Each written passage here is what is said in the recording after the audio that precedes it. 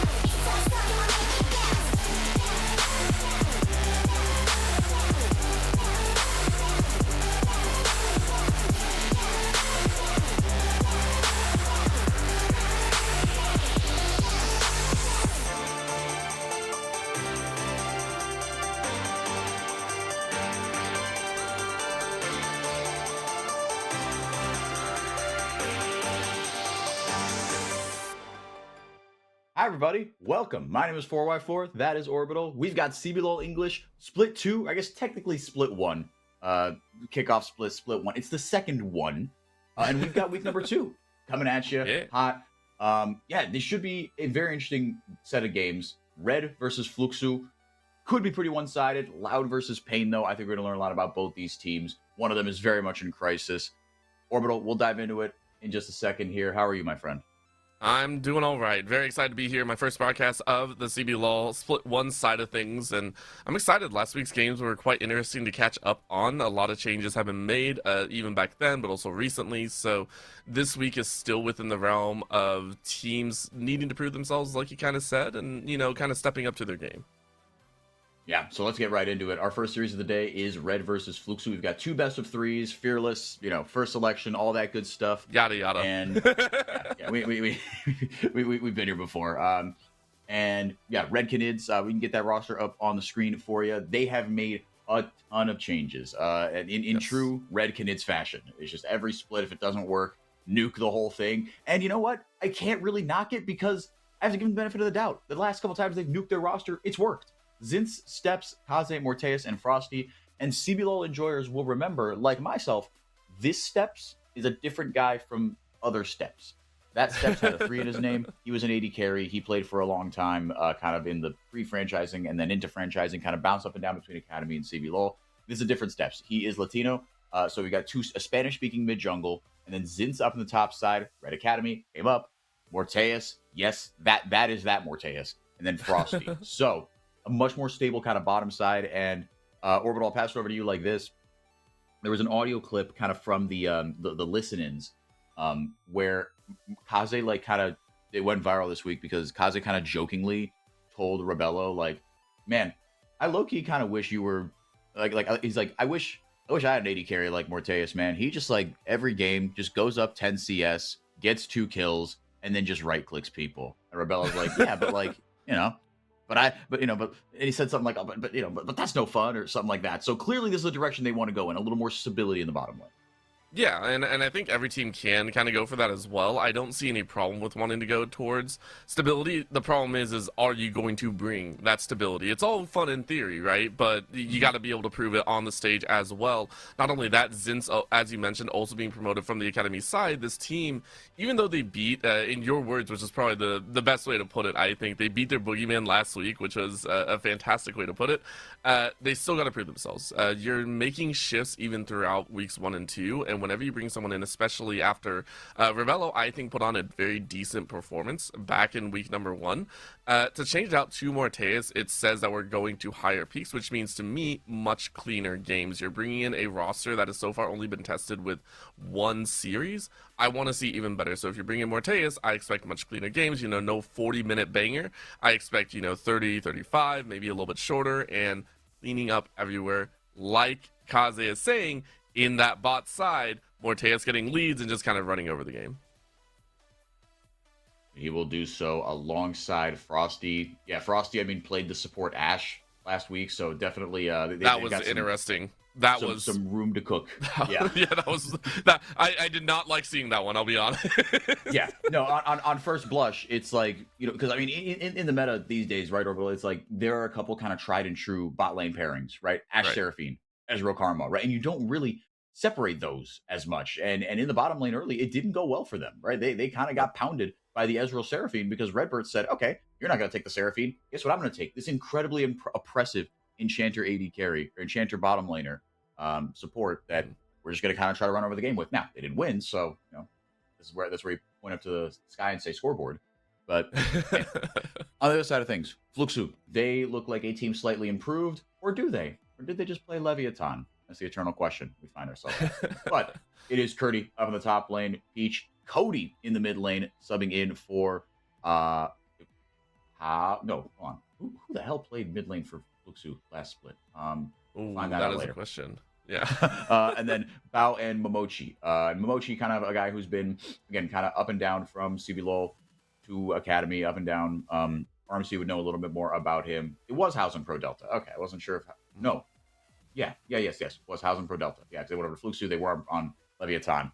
And now they're nowhere. So, but Cody's come in. Should be a much more stabilizing presence. And look, Orbital, I respect Fluxu for changing something that clearly wasn't working, especially Mhm. when I hate to say it because I like a lot of I've liked a lot of moments in the last few years from House and Pro Delta. They've had high highs, but the lows have not been enough to justify them staying on this roster. And I mean, for Fluxu, look, they're not going to get relegated because they're a partner team, but they might as well have been relegated. This roster, with the greatest of with the greatest of respect, actually the org, ever since the Super Fluxu days of years gone by, they've been the butt of every joke in CBLOL. Yes. They have been borderline useless. Yes, and they are trying to turn that around. Now, will it turn around in 2026? I have high doubts. I hate saying that, but you know, you play against Leviathan and the other cheek in that situation. Well, you know, it kind of helps out in that factor. You mentioned Cody, and specifically for Cody going 12, 2, and 17 in last week's matchup, playing the Ari as well as the Talia. It's hope in there at the end of the day. So, you know, for Mhm. Fluxo, I think this is a very good step in the right direction. Is it going to work is a whole different story. I really do feel like this is a difference in strength of schedule, as we are already diving straight into the draft here. A little bit All surprising as right. Fluxo is over there on that blue side, Red Canids as their namesake on the flip, but I do believe we had same side. Okay, so blue side got first pick as well. Yep. Yeah, I hate that we have to keep keeping track of that. I like the I extra lied. little wrinkle. I lied. Wait, did I lie? No, I think you're good, right? Because yeah, like No. second ban. Nope, Right? And you go because boom, boom. blue side Oh has shoot, you're second right. You're right. second pick has the last pick. Oh my god, that messed with my head there. Well, then how did they get last ban? Am I bugging? Because it's a little bit weird. So if I'm not mistaken, red got first round pick. Yeah, they picked the Pantheon to start. Yeah. Because they're getting double pick here, and then counter pick will go to And Fluxu over on the blue quote side. unquote R5 goes to the Yeah. blue side. Okay. Well, Yeah, that will never see here. not worry me. I'm not gonna lie, that will never not worry it's me. annoying, man. Like you and I have cast too much League of Legends to where like our brains have been there are certain grooves in our brains Yes. that have been dug in too deep to create those new neural pathways this late. You know, like Yep. you're a little past 30. I am rapidly approaching 30. It's tough, man, to break those habits. Rakan locked in here for Frosty. This is his signature champion. Engaged. So Rakan is like a foe. He's not really an enchanter. He's not really a tank. But Right. he gets the job done. He can slide into pretty much any composition. Paired with the Pantheon, fantastic engage and Morteus on this Varus. We'll see kind of which one he opts to go with. But in a tankless meta, Orbital, it looks like you would imagine it's going to be the hard kind of the poke Varus, the dumpster lane Varus, because that is what you want to do in 2026 in the bottom lane. Yeah, I mean, I'd agree with it. You see some of the other picks, you see the Annie, you see the Ezreal, and then Alistar on the flip side. Yeah, you're going to dump a lot of this damage in. Namely, also, I would expect to see a little bit more tank value to come out from Frosty. I mean, you drew 4 support bans coming in here. You had the Karma, the Ashe, I'd said. say Yeah, Ashe being his that's a support, lot. and then the Bard, and then the Nami. And then you look on the other side, it was a triple support ban as well. So Momochi getting almost the exact same treatment with the Seraphine, with that, with the Lulu, as well as the Nico. So you're drawing down to like the very bottom of the pan. Like, let's give credit where credit is due. Frosty just like, dude, I gotta dig, man. Like, this is, my bag's empty at this point. I gotta dig. I respect the Rakan coming out here, but I do agree. For Morteus, it's a dump Varus situation, and you're hoping to get an early lead to give time for Kaze in the mid lane to expand into that mid-late game rise that everyone knows and loves. Not only that, you're looking at Zinz in the top side on the Mbessa, which I believe they played before, and hoping to have good results this time around. Let's see. Caster predictions, if you're asking me, I mean, I really hate to say this, and this isn't even just like a draft thing. This is, look, Red, I think, are still the best team in the league, and I thought that even before. And this is going to sound insane because we were the ones that, put it belt to butt in America's Cup, and Red just kind of peed on themselves. But I still think Red have the highest ceiling. And I think Fourier have the highest ceiling of any team in the league, but I think Red are really, really nasty. And Fluxu, with the greatest of respect, you've got to prove a little bit more to me. But I would love to be wrong here, because the fewer punching bags we have in the league, the better it is for the league. You know what? I'll agree with that one. I'm turning on the other side. I'm looking at I don't know how you can go 3-0 in a best of 3, but you know what? Our production is quite interesting. That is how confidently I feel about Red. Yeah. Listen, they'll play that third and just crush it. Yeah. I will sit on the other side and I will say, you know what? I will give. I will go ahead and give Fluxu the benefit of the doubt. They came out swinging, I think, in week number 1, and they also want to kind of revamp and prove themselves here. I'm looking at Cody, this kind of sub on in here, as you can see in the sky. I want to see Cody bring about some big changes for the squad. Yeah, and look, I do think Fluxu, like, you're playing with nothing to lose. That's for sure. Yeah. Right, so it should be a loose and free series, but Orbital, with a composition like this, right? I mean, you've got a couple strong lanes, right? I mean, Rumble and Bessa, that's not, I think Rumble, you've got a couple lanes, if nothing else, that need to get rolling, right? I mean, and Momochi, he's got a little bit of freedom as well, right? You can leave the Ezreal parked in the bottom lane to a degree, so there are definitely opportunities kind of in the first 14-ish minutes to make things happen if you're Fluke. Yeah, absolutely. You're looking to try and maybe rotate Peach around the map as soon as possible. You can already see a quick little dump from the bot side towards the top, which makes sense. Curdy is looking to be on that Rumble to farm up, but you want to deal with that Mbessa as soon as possible and kind of cut them out of that lane. So, hey, if you can go up, get a good gank off, you can get a step ahead of steps as well, you can get a win. But an early push coming out from Bao and Momochi specifically, just trying to get their lane oppressed and hit that level 2 as soon as possible. Curdy into Zinz here on the top side. Zinz had a long and successful academy career, finally getting the call up. And I mean, look, boys and girls, if you want a shot in the CBLOL, just join Red. At some point, someone will get frustrated enough and just call you up for a cup of coffee. Like, you will get your look in the CBLOL. Between splits 2 and 3, we will see changes. I can almost guarantee you that. But the points that they kept were Kaze and Frosty. And I mean, and Kaze, again, I think this dude is still just as electric as they come. He's so young still. So, I mean, for him being kind of the face of the franchise right now. And, I mean, Frosty's kind of the longest tenured veteran. I mean, it makes me feel old. I remember when he came up and he was this just Rakan one trick who just like, all right, just step back, watch this. I'm going to press R. I'm going to pinball all over this team fight. And he was just electric to watch. Bakaze. And it's also cool that you have, I mean, in an era post kind of LATAM being their own official region, you've got a Spanish-speaking mid-jungle on one of, if not arguably the best team in Brazil, kind of leading the charge there. And I think that is really, really cool. Yeah, you are sitting at the forefront and being that kind of voice for the squad. And we'll see if it works here. Cody, of course, we didn't really talk about it. Cody sitting on that Annie, a very neutral champion against the guard of Kaze. And this is, again, you're playing for the mid game. You're playing for more of a supportive role. Unless you get those kills, you don't really see Annie's pop off. It's just you're in conjunction with the jungler. You can see here, though, is going for a more electrifying style. With that electrocute, you are going for the pure damage output, which is going to be contested straight away with that phase rush on the other side. So, Kaze kind of expected this type of play, but already building into that tier, immediately picked up with the boots, just saying, all right, we are going to play this game, and I will scale as fast as possible.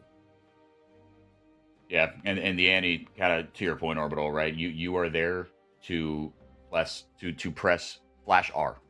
That is your purpose, right? You are there to kind of 100 to 0 somebody, and especially with the Rumble on the top side, I think you wouldn't be surprised to see the Annie like rush Malignance and just say, hey, I'm just going to MR shred, right? And then or maybe Curdy just rushes a Bloodletter's Curse or something, right? But with double AP as well, and and being kind of both short range, that can be a blessing and a curse. The way I see it, right, is like, okay, it allows Curdy to maybe free fire because you're so worried about getting jumped on by Annie. And I think the CDR boots, right, kind of tell you that story as well. Frosty gets jumped on immediately there. Momochi bounces him into a wall, but Frosty gets out of there very quickly with the battle dance.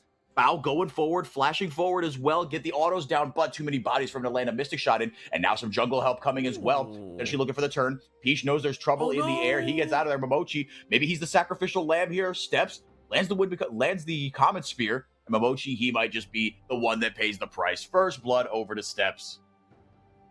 That's a good pickup for Red. Really nicely done by Frosty on that retreat. And Morteus, remember, was untouched. Didn't even burn that flash. Huge win for them. And I do wonder if Momochi, I wonder if there was a little bit of disconnect in there because it felt like Bao and Peach were already out. And I honestly think Momochi was out as well. But this was just a right timing for the side of Fluxu, but just not having the amount of damage that you would have really liked. Frosty on the Rakan having the ability to dash away so quickly. The disengage factor was so strong. You turn on the ADC, but guess what? You're also in a minion wave as well. And the Momochi trying to turn it around. And there was no vision. So you did this before steps came in. That's why I was wondering. I wonder if Momochi could have gotten further away. Either way, Sacrificial Land would keep the rest of the team alive. So now this is, I mean, a bit of a dream start. I mean, well, I wouldn't say a dream start, but look, the Pantheon, right? We know what your use is early on. There's so much upfront, just raw damage in his base stats, and you've got point and click CC as well. You went down there, you made an impact. The kill is on you and not Morteus, which okay, but you know you're going to be okay, all things considered. But now again, you're a little bit closer to level 6 than your counterpart, and I think that's the part that you really got to keep an eye on, because obviously that Grand Starfall, then you want to kind of be ripping that on cooldown pretty much.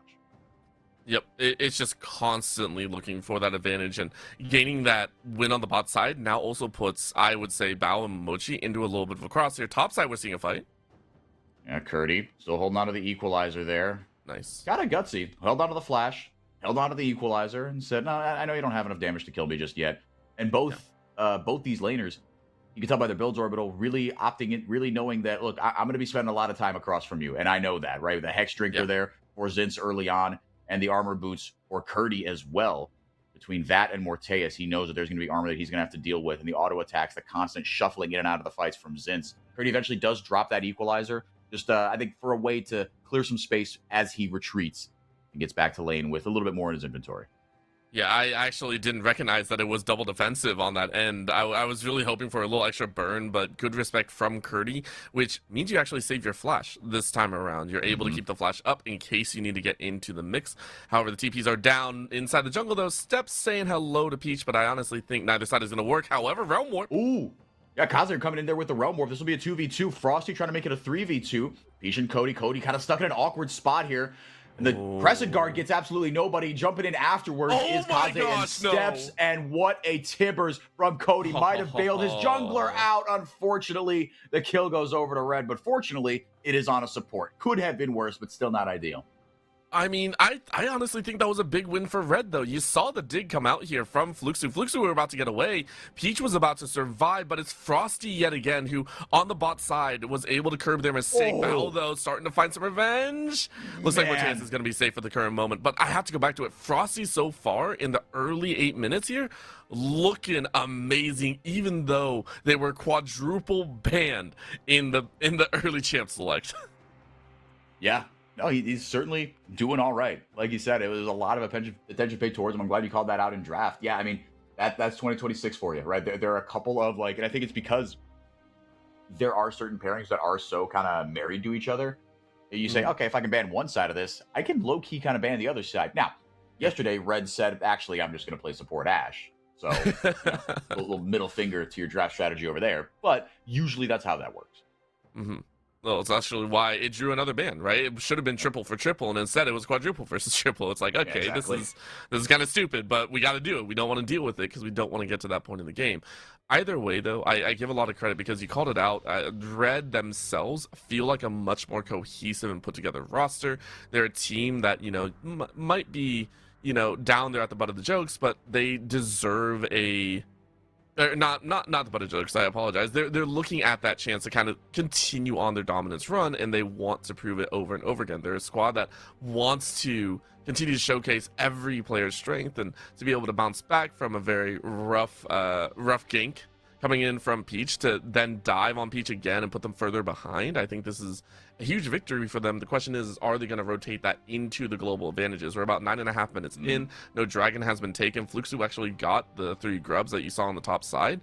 So for Red, they got the kills. They were able to deter, but they haven't really done anything with that pressure so far.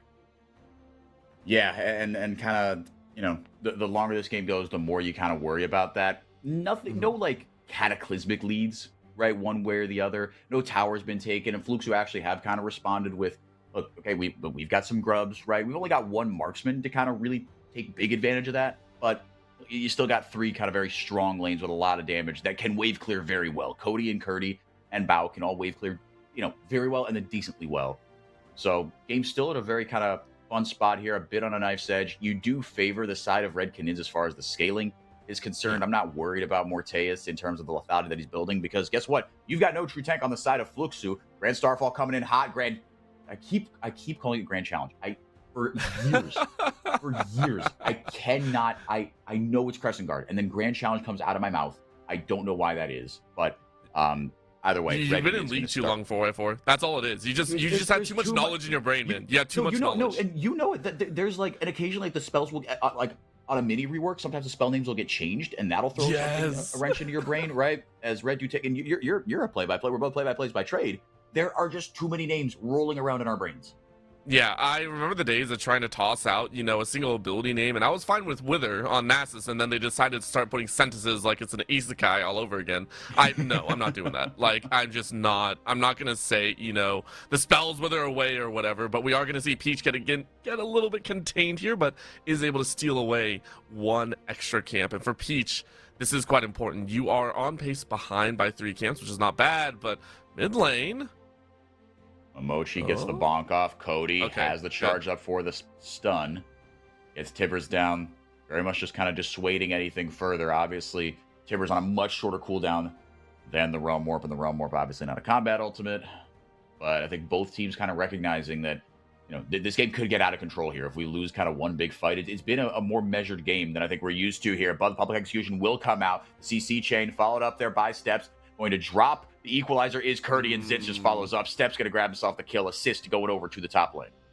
You know what? It was a valiant attempt. That flash at the end, some might say it was unnecessary. I would say you're trying something. I appreciate that one.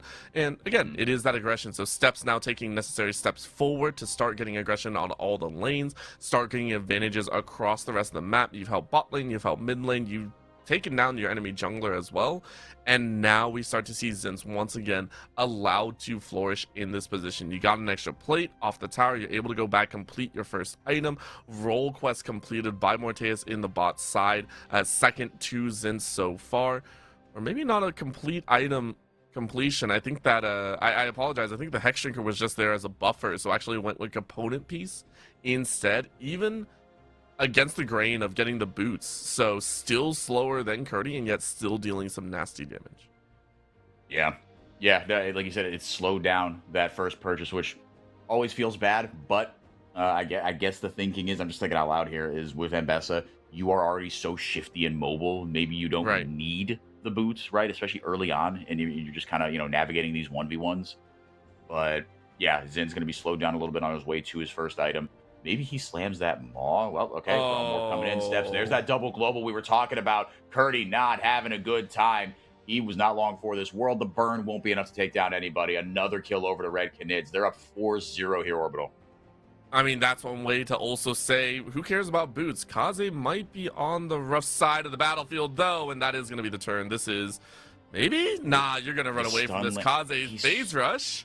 Oh my god, he got away. That's crazy. That is crazy right now. Phase rush is one hell of a drug. And, that plus ghost. Yeah, I was gonna say, on top of the flash and ghost, it's like, what are we doing here? Yeah, you're not gonna weigh, but Peach might have gotten over aggressive. Yeah, Zinz is 2 levels up on you, brother, and he's got the public execution. But I guess smelled the blood in the water, opted not to go in there. I'm a little surprised on that, Orbital, honestly, because you had Steps and Morteus kind of right there with you. If you could just kind of extend that fight out, I think you win that. But we have God vision here. It's easy for us to say that. That's fair. I do wonder if Red, we're kind of wondering, we haven't seen Annie for a while. Annie obviously recalled. Is Annie close enough to drop the bear? And maybe it gets turned around. We want to keep the status quo of having Zinz be stronger than Curdy, which is still the current position, right? We give credit where credit is due. The Eclipse is now completed. For Zinz, you are going to be stronger. If you give over kill to Peach, who you've kept in the ground so far, only sitting on the Sundered Sky, and you give them the chance to kind of bounce back in there, that would be a rough day overall. So I do agree with that one. Frosty, though, still testing the waters, consistently dancing in and out of vision range in attack range. I'm respecting this this Rakan more and more, as we just, like, this is by far the rudest replay. Like, Curdy literally just died, and that is Red marking their topside territory. Yeah, and dumping a lot of resources in. Zint's going for another 1v1 onto Curdy, but that was being traveled a little further in the equalizer. Spear him! Spear! Oh, there you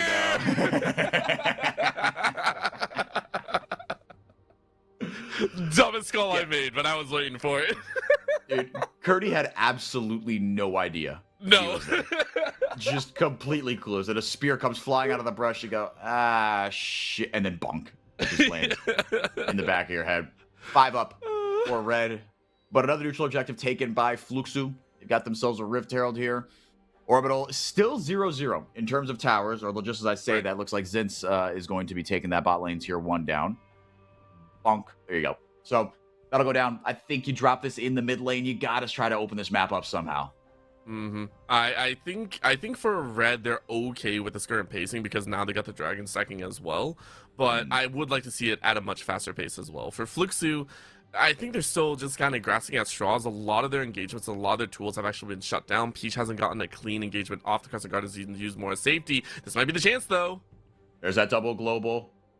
Crescent Guard comes out, flashing away from the Chains of Corruption. That's not going to land, but the big old spear might. Frosty, very low, shifts himself right back out of the fight. Another kill for Steps. Almost gets it down, but it's going to flash away. Now Cody goes forward with the flash ultimate. Timbers following Steps into his own jungle. Zintz is in there like swimwear, and he gets taken down. Shutdown goes over to the Fluxu support. Now Morteus hightailing it out of there. He's got the W on him. Essence Flux won't be enough. Okay, I thought that Fluxu did not have the damage. I will respectfully take my comment back because you saw Zin step up way too far. It's an Eclipse. It's not exactly the tankiest item out there. It gives you shielding, which is great.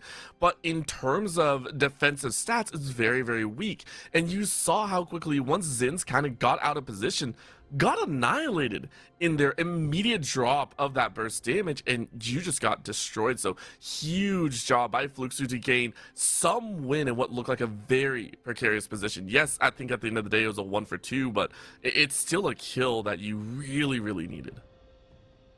Yeah, that was absolutely huge, right? And you get that 1 kill onto Cody, who can absolutely start to slingshot this game for you. Get another look at this. It's that double global again. Yeah. It really is. And for Peach, the fact that you got away from the Chain of Corruption was huge. Momochi running interference. But I want you to keep your eyes here. Momochi survives, but look at this turnaround. Everyone on the side of Red should have run away, I feel like. You know, at this point, you say, oh, we don't really have the damage. Bao surviving, though, is the miracle at the very end, pumping out that auto attack damage. And again, it's the fact that we saw Zin's disconnect from the rest of the team was freely able to be soloed down. And that's where the gold kind of shifted. Now, of course, the gold is still in favor of Red at this current time, but that is one mistake that maybe kind of wakes you up. You're still not in the clear of we can wallet diff our opponent just yet, because Fluxu still has that battle in them. So for Red, maybe be just a tiny bit more careful about how far you want to go solo in some of these battles. Yeah, not the most. I mean, you got like everybody on both teams is pretty short range. Then you have the Varus and Ezreal, right? Yeah. But everybody else, you're a little bit of a battle mage, right? And a lot of ages, obviously with Ryze, I mean, it's a standard build for him, right? These kind of double scaling items. So he's going to hit that big spike here in the next few minutes. Looking at the comparison on the other side, or on the left side of your screen, I should say, right? Both very strong mid laners. Kaze and Cody, right? Cody had his time in the CBLOL, came out, and then has come back in. You knew it was only going to be a matter of time before he found a roster. Again, there's too much churn in the mid lane. I mean, that's been kind of one of the knocks against Brazil, is that there isn't a ton of good native talent. That is where you see a lot of teams import. But Kaze and Cody said, well, you need to check elsewhere in the Southern Hemisphere for your mid lane talent. I feel that's how it is in a lot of these situations. You know, the pipeline coming in for a lot of these orgs and a lot of these spaces, maybe not as strong, but for Red, it's not just about Kaze. It's all about that extra space, and Momochi is just kind of eaten up right there. But going back to it, I do agree. Imported talent, I think, brings not only, you know, a breath of fresh air for the teams themselves, you know, having that ability to keep a player in and all that stuff, but breath of fresh air for, viewers and fans alike, being able to see kind of homegrown talent showcase their skills and say, hey, we still got it. We don't need to bring, players on the outside. Respect to the players on the outside, though, finding homes as well. Do not get me wrong. But there is something different knowing that, the roots of the player came from your same area. It's just a good feeling to have in a competitive aspect. 100%. Red Canids looking really strong in this one, though. I mean, like the double global presence that they have. I mean, it's not even like, oh, someone steps up too far. It's, well, we get a little bit of deep vision here, and now Momochi, it is your turn to die. Sorry, we don't make the rules, right? Like every little bit they can get over to any part of the map in a hurry, do what they came to do, and then step right back out. Zooming a bit out, and actually we saw this in NACL last night with the same build when the same champion Cody going Malignance into Proto Belt. The Proto Belt, this has become a little bit of an item here for certain mid laners that you never see the Proto Belt on. Again, in a tankless meta, flat pad is king. Yep. Just constantly being able to swing as hard as you can and bring that victory about in terms of just, you don't have that magic resist anymore. We don't need the percentage. We just need to draw your 15 away and you're dead. This is going to happen. However, for Fluxu, now setting up the battle lines with decent ward vision and without really seeing eyes on Zinz, they're going to try and take this dragon. I think they've kind of earned it. Yeah, I mean, it's like everybody knows they're there because all the vision from Red that was there has been cleared out, but tower taken on the other side. But like you said, actually pretty decent setup, all things considered. So, and you saw they were kind of ready to be collapsed on. But getting a little bit back into this one, stalling the dragon stacking, Chemtech Soul, pretty nasty. All things considered, it's no Hextech Soul, but still feels pretty dang good. Getting just a little bit back into this one. Orbital, here it comes again. Hold on a second. Because when Grand Starfall is off cooldown, everybody's got to get their ears perked up. Another kill for Steps. 503. Peach, what are we doing, brother? Stepped up just a little bit too far. That was your signal to turn and run. He did not take that opportunity, and he has got a swift one-way ticket to the gray screen. All right, 4x4, I'm going to cut you off on that point. He tried to run. It's just you can't run from, like, a public execution. You can't run from the multi-stun. He was under tower to an extent. I give him credit. You can't do that from the fog of war. Now, do you have to recognize that is going to happen 9 times out of 10? Yes. And there was something that you mentioned, this kind of pull the trigger aspect for Red. I liken it to guerrilla warfare. They have the ability to pull an impromptu guerrilla warfare gank from anywhere on the map. It is one of the most ridiculous things that vision cannot stop. So you almost have to future predict, because we don't even care about what happens here. This is normal for Red with the composition that they have. There's no, I'm not going to say there's no skill. What you should be impressed about is how quickly that went from 1 red cannon on the screen to 4. That is what I want you to keep your eyes on. They are constantly in comms. They are constantly willing to put their bodies on the line now, whether or not they see 1, 2, or 3 opponents. Yeah, I did not appreciate just that, like, Frosty was just pressing every button in his kit to make sure Peach did not move while they were taking care of Cody. And Frosty's there like, hey, bud, how do you feel about, you're charmed, you're knocked up, we've got more. And then they just turn onto him. Now Red Kid's first purchase onto the Baron. There is one tiny stealth ward on the other side of the pit, but not going to be much else here. Red, still not saying we should rip it. I mean, I think Red should have just ripped it, because I just think like they could turn so easily. But without actually they've got pretty much every ultimate except Grand Starfall. When you're fighting kind of chest to chest, you don't really need the Grand Starfall. I think it had enough tools to take that, but playing a little bit more respectfully, making sure their lanes are in slightly better states, maybe looking for one more item each. I think everybody's on kind of half an item. Maybe everybody's waiting for that third item. I'd actually posit that they're not so worried about the fact that they could rip it and take it and turn. The fear is that they don't want to turn at that point, and they're going to get caught with like maybe an Equalizer plus Tibbers Bear on top of them, because that can still do damage. We give credit. I think Curdy and Cody can still bring down the double CC, if you want to take a joke at that one, in terms of, locking away your HP. Now, this is a great call, though, and there's that dive once more. Curdy flashing over the wall and staying safe. It's once again this position of they want to take kills first. They want to keep Zinz on the high road, who is currently sitting at 1, 1, and 4, 2.5 items deep. I think Red are still fishing to finish off kills and keep Fluxu in kind of a state of defensive mindset, never allowing Fluxu to ever get the feeling that they're allowed to aggress. They're allowed to be, the proactive team on the map.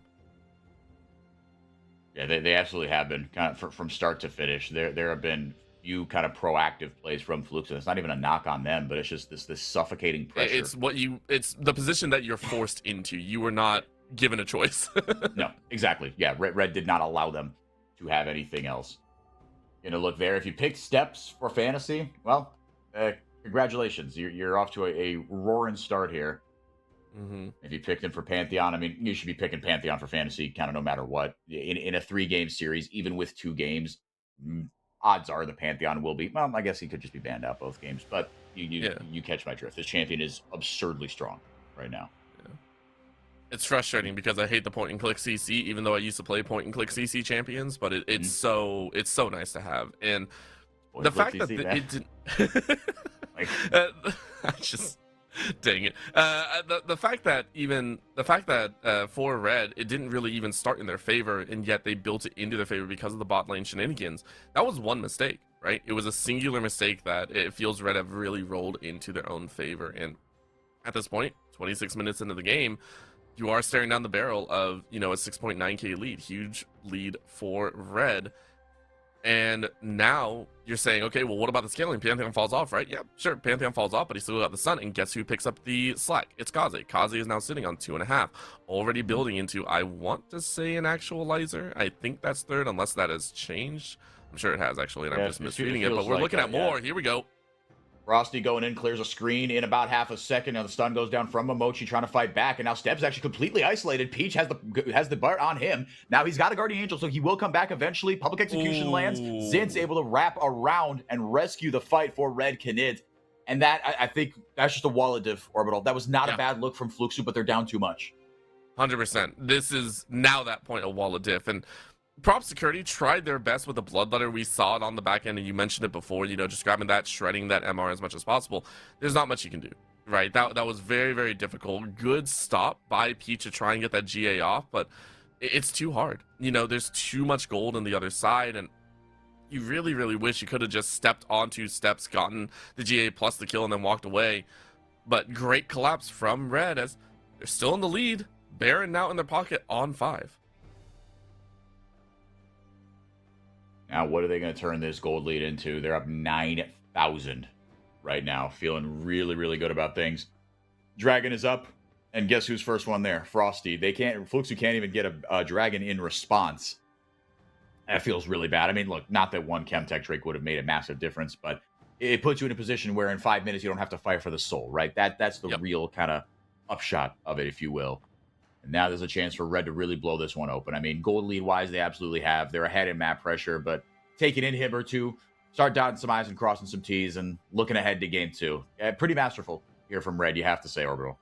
Yeah, and I give credit over to what you were talking about before. The draft from Red, I think, really spoke wonders, right? They got first pick, they immediately slammed that Pantheon, and it's also enabled this Zinz on the top side, now mid, to just challenge away. Now, taking a little bit low, as that might be an overstep, but that's a 1-for-1.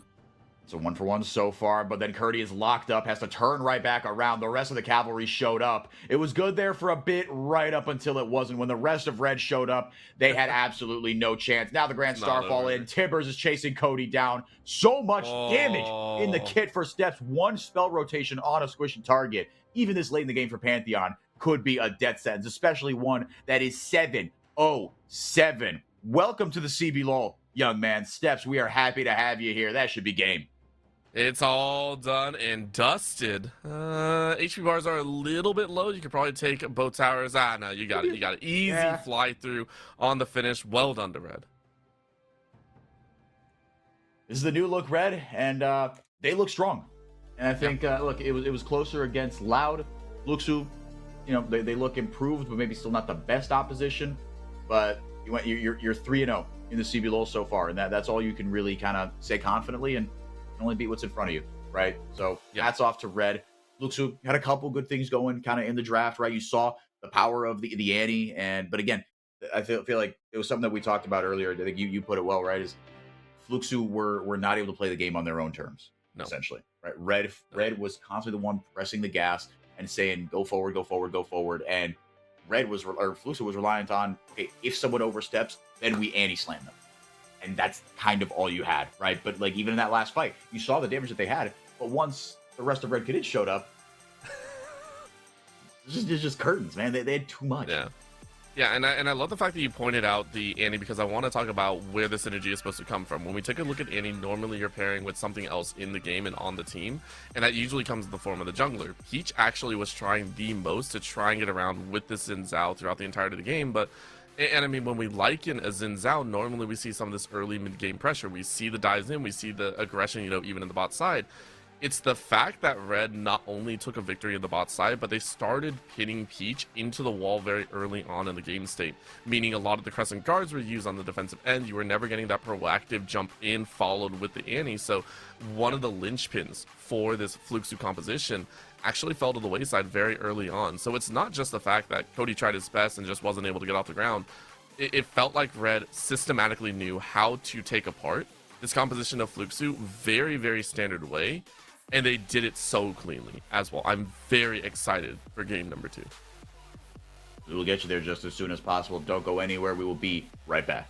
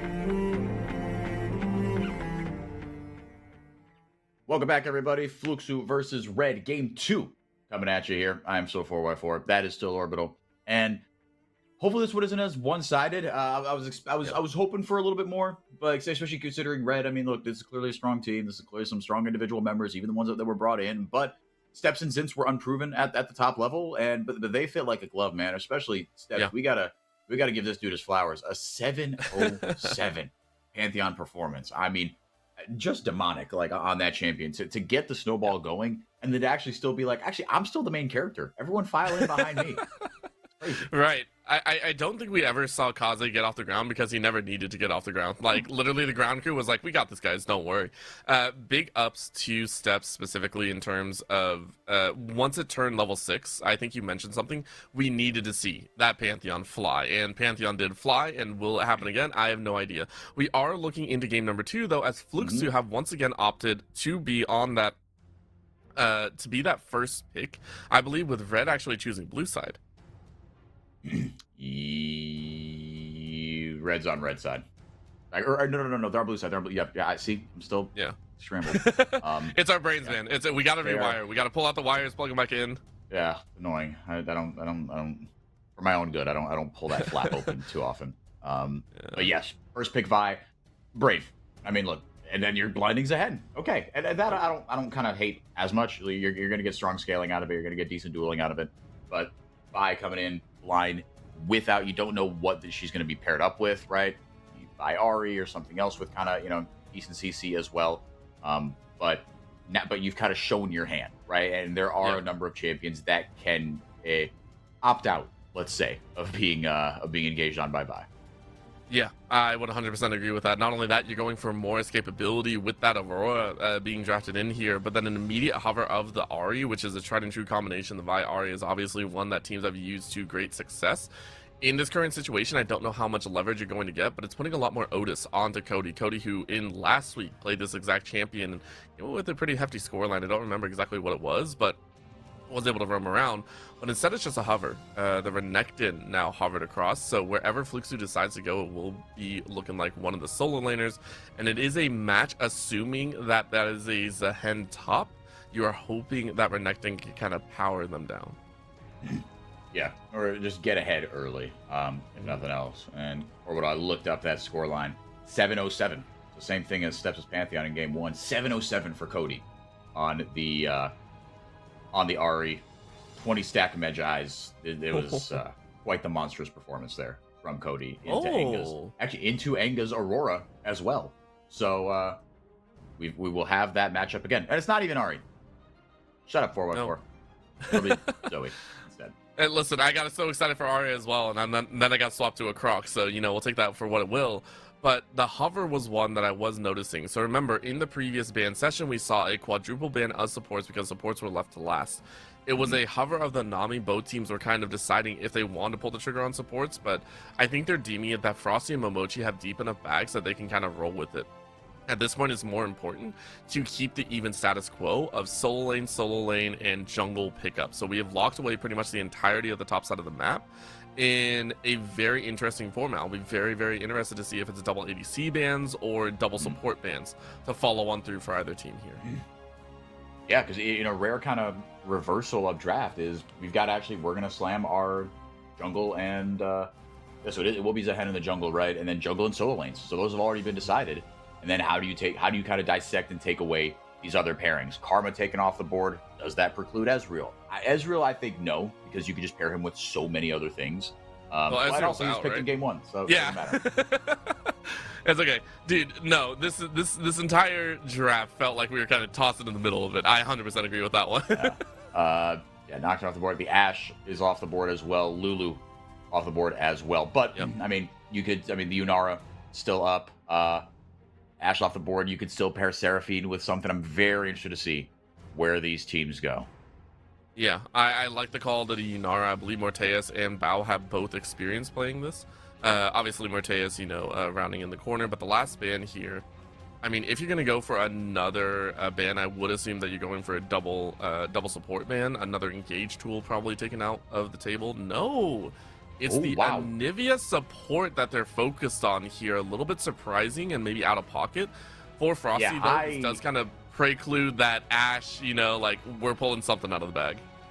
Yeah, I was gonna say, no, I feel like you banned Nami, if nothing else. Yeah. Like that, I'm like, surely there's something else that I'm forgetting, and we've seen Corki Nami as a duo in the bottom lane as well, and so, okay, I mean, maybe you don't ban out Corki, because Corki, look, it's a champ with obvious kind of strengths and weaknesses, but Nami, you've got sustain in lane, you've got hard CC, you've got the tidal wave as well, right, and you can set that up so well, right, and that tidal wave combos really nicely with a couple ultimates on the other side, right, if you can kind of just, like, push a button and then get someone down, and Nico's still on the board, man.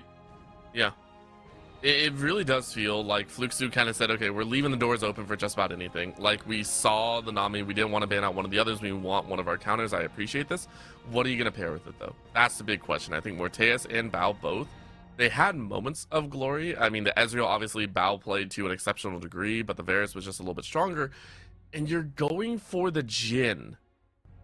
I will be honest, I don't like this into the Cassante and the Zehen. It doesn't look great, and it kind of stifles the late game power. And you knew this was coming out as well. The Corki, I mean, this is a tried and true combo. I'm not gonna lie. I hate saying this 4-4. I really don't know where Fluxu was going in the ADC department. You had the world. You had the world. There was only like one ADC man. I don't know about the Jhin. Yeah. Yeah, I know. I agree. I mean, again, I was gonna say in a tankless world, maybe this is something you could pick, but guess what? You got Cassante on the other side. Yeah. And he is thicker than a Snicker. So don't know what the Jhin. Yeah, I mean, this is a very gutsy draft from Fluxu. Yep. And but it's like, and I think I'm kind of to extend sort of what you're saying is like it's not for me. It's not so much that like I hate Fluxu's draft. I don't hate it. I don't like it, but I don't hate it. But right. You've given over a fantastic draft to Red Canids. Yes. I think Red got everything that they could have possibly wanted and more. I mean, who leaves Corki Nami to R4 R5? Like, let's be honest. You leave that, it's freedom. Not only that, I believe Bao has played Yunara. I'm looking back at the stat line, and I believe they did play Yunara and did quite well. Yeah, 6-3-9 with that champion, so it could have been drafted Nami there. Or Yunara. I mean, Leona is still a thing, right? Like, like Leona, like it's never a bad pick. She's just so much crowd control. Like, she could be just horribly undertuned, but you have crowd control in 3 of your 4 abilities. Yeah, right? And you're never gonna say no to that. Yeah, I think Red got everything. I'm sure they were even surprised at the draft, and now it's up to them to kind of prove, hey, we got the draft, we had the freedom. Let's prove that you can't allow these type of champion picks to go through and not be punished. I think that's the storyline here for looking at Red, who once again beat their demons last week and are looking to top the standings once again. Yeah, get off your phone, look at the camera, guy. Listen, you gotta have the hearts out. I love all the bunny ears as well in the stadium.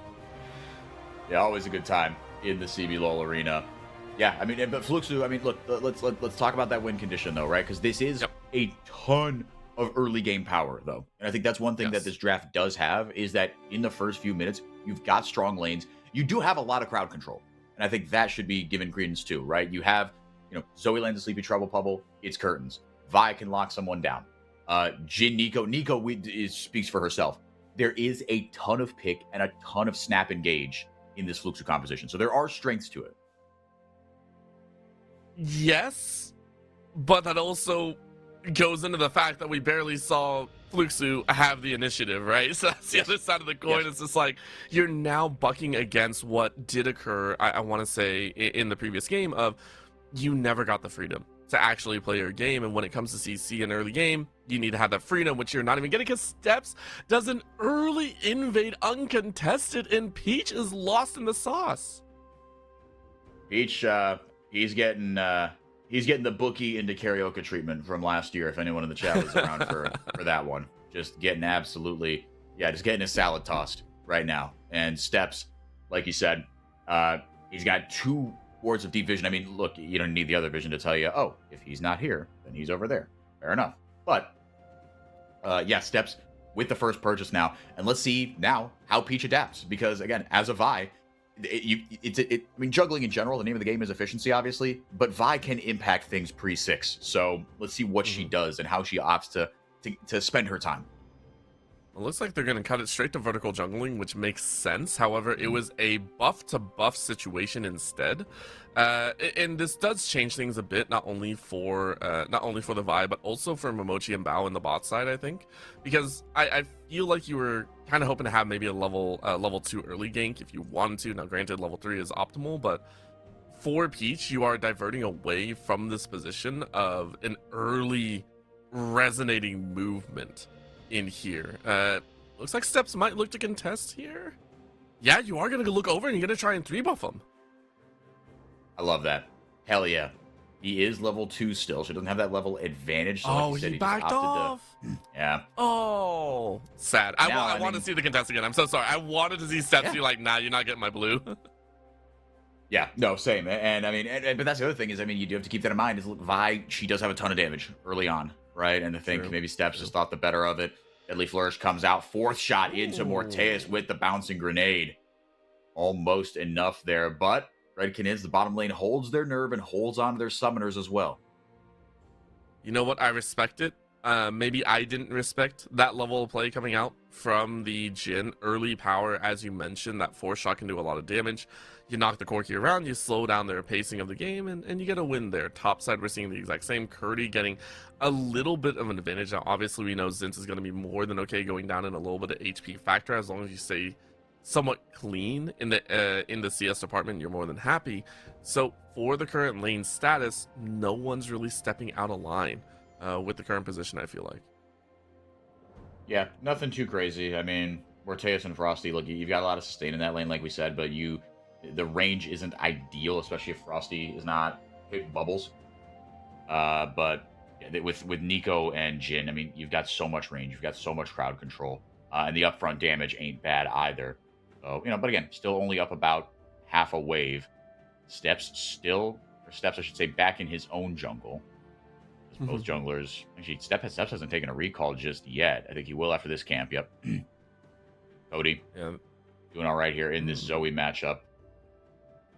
And then Zinz and Curdy having their little wet noodle fight. Yeah, I mean, but again, this is something we're keeping our eyes on in draft, is how much can these Fluxu lanes take the initiative? Because, like we've said, into this red composition, into this red team, I should say, we haven't seen Fluxu be able to do that much. It's been this. I don't even know how to put it, because obviously the situations in game 1 aren't really occurring here in game 2, right? Yeah. Early ganks haven't come out just yet. We will see it in the bot side maybe as a lot of pings go down, but it hasn't been in that same exact situation. So, if time expires, maybe we will see that shift. Maybe we will see Fluxu have the chance to get the first gank off, and it looks like it's here. They're going to do exactly that. The Deadly Flourish lands because they get close enough to auto. The heal comes through from Frosty to keep Morteus alive. I mean, that's a great start. Might not be a kill, but it's enough to force multi-summoners out. Not the flashes, but the healing cleanse being lost. That, I think, is very important for a regank if they wish. Again, for Fluxu, they are flexing their muscles. That early damage might not be getting the kills, but it is getting objectives, as that is the first dragon going the way of Fluxu W7M. And so, credit to Fluxu. It should be, like you said, it's not about getting the kills, but you got a couple of crucial summoners. Not the flashes, like you said. Those are obviously the most valuable, but got yourself that first dragon, and you are, again, just that little bit closer to level 6. Steps, meanwhile, just has been farming. Did not know you could cancel the Sleepy Trouble bubble like that. I didn't even see that. I was looking down at the line scores. Cancel the Sleepy Trouble. So, am I crazy to assume that Kaze, because you can see the ult on cooldown, right? Right. I swear I think I saw him cancel the Sleepy Trouble bubble by ulting in the mid-interim, right? So the sleep didn't go through. Interesting.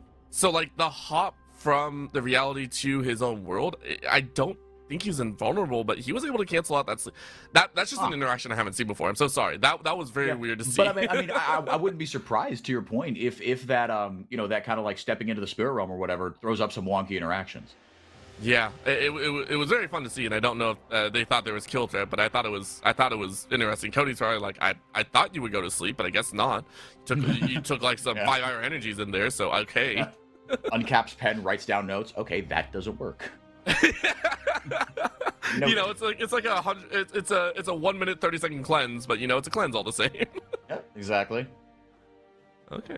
Okay. 30. Yeah, still about a level up here. Yeah, doing all right in this Renekton matchup, but again, it's there are still no kills as a result. Peach is paying a lot of his attention down to the bot side. That's not a bad thing necessarily, but he's got a couple between the Jhin and the Renekton, right? You've got both these lanes that you're thinking, shoot, if I don't make my presence felt there, then then both these champions are going to suffer. Yep.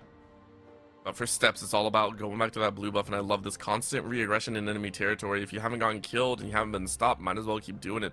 Mochi on the side, though, looking to try and be a little bit of a bully as well, but the smite makes it a little bit too easy. And for Steps, you're still sticking up for yourself pretty dang well. However, props to Peach, who has kind of over-eclipsed in that same vein. You were able to sneak, I think it was a camp or two ahead, and now obviously your jungle's gone, but now you can look to influence the rest of the lanes. You can maybe look towards that bot side or top if you can run that fast. Just alone here in the bottom lane. No neutral objectives up for a bit here. Well, Grub's going to be up in about 10 seconds. Not nearly as important as they used to be. They definitely are falling by the wayside as far as the importance in my head. Yeah, that's fair. You're just kind of letting it go and saying, hey, it's not that big of a deal. I mean, last time I think Fluxu got the grubs one last time as well, and they just never got it off the ground, right? Like, they barely took 2 towers, I think, at the time, and it was just, it was there. It was an objective, so 100% agree. I'm looking at his Cody. Did you not see Steps right there? Oh, well, you did. You have a pink ward in there. Not too bad. Oh, he almost went for fight blue on buff. the side. He's trying. Oh, and Burn the Groom Deliverance as well from Steps. And now the Between Two Worlds pop by Kaze. Here comes Frosty with the tidal wave, forcing Peace to flash. He might be toast here. First blood over to Kaze. Cody using his borrowed flash over the wall. Slippery little bugger is that champion. Still got the flash, still got the ghost. And now Zin's in trouble here as Cody looking for the solo bolo almost. All right. Might not be done just yet. I think Zin's recognizes, look, he's got the dominance up. He could just dive me. I'm going to back off. Yeah, okay, so let's break down what just occurred, because that came off of, I feel the back of some wonky thought processes. Number one, Peach got the grubs. Very nicely done. Got 2, backed away. Started looking towards mid because Cody started interacting with Steps a little bit more and said, okay, do we need to find anything here?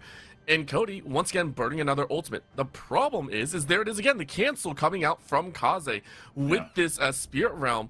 Drew Peach into a false sense of security, and remember, Peach did not have flash, so you lose your life. That cascade leads to yet another mistake, but remember, Red have done this before, where they took one mistake and ran it into the ground. Fluxu have got to be careful. Yeah, this could be that point where, I mean, because you're gonna get outscaled if you're Fluxu, and Red Canids, like you said, if they kind of start rolling here, especially in this early game, and you don't have an opportunity to get back, it could get really, really ugly early. Still just a 1 kill, and it's not on the side you want if you're a Fluxu supporter. Red Canids up 1-0. It's on to Kaze, and he's got the Proto Belt now, again, into this composition. Just running that flat pen, getting that little extra mobility. If you could dodge a Sleepy Trouble Bubble, if you can dodge a Tangle Barbs, if you can dodge a Deadly Flourish, right? That could be the difference between life and death as well. I mean, can you dodge a wrench, though, is the big question, I think. That's the biggest question, I would say. Yeah, 100%. We're looking at that, and I think you can. I mean, we've seen him dodge, I think it's 2 ultimates now. Or 1, I should say, Sleepy Trouble Bubble plus an Assault and Battery. So we've seen so much being used that Kaze has kind of shied away from, and once again, kind of putting themselves up there as one of the top mid laners out there right now. Very, very impressive. Zinz, though, on the top side, you're down about 5 CS, but you started to look better and better in terms of garnering that lead and kind of keeping that Renekton down.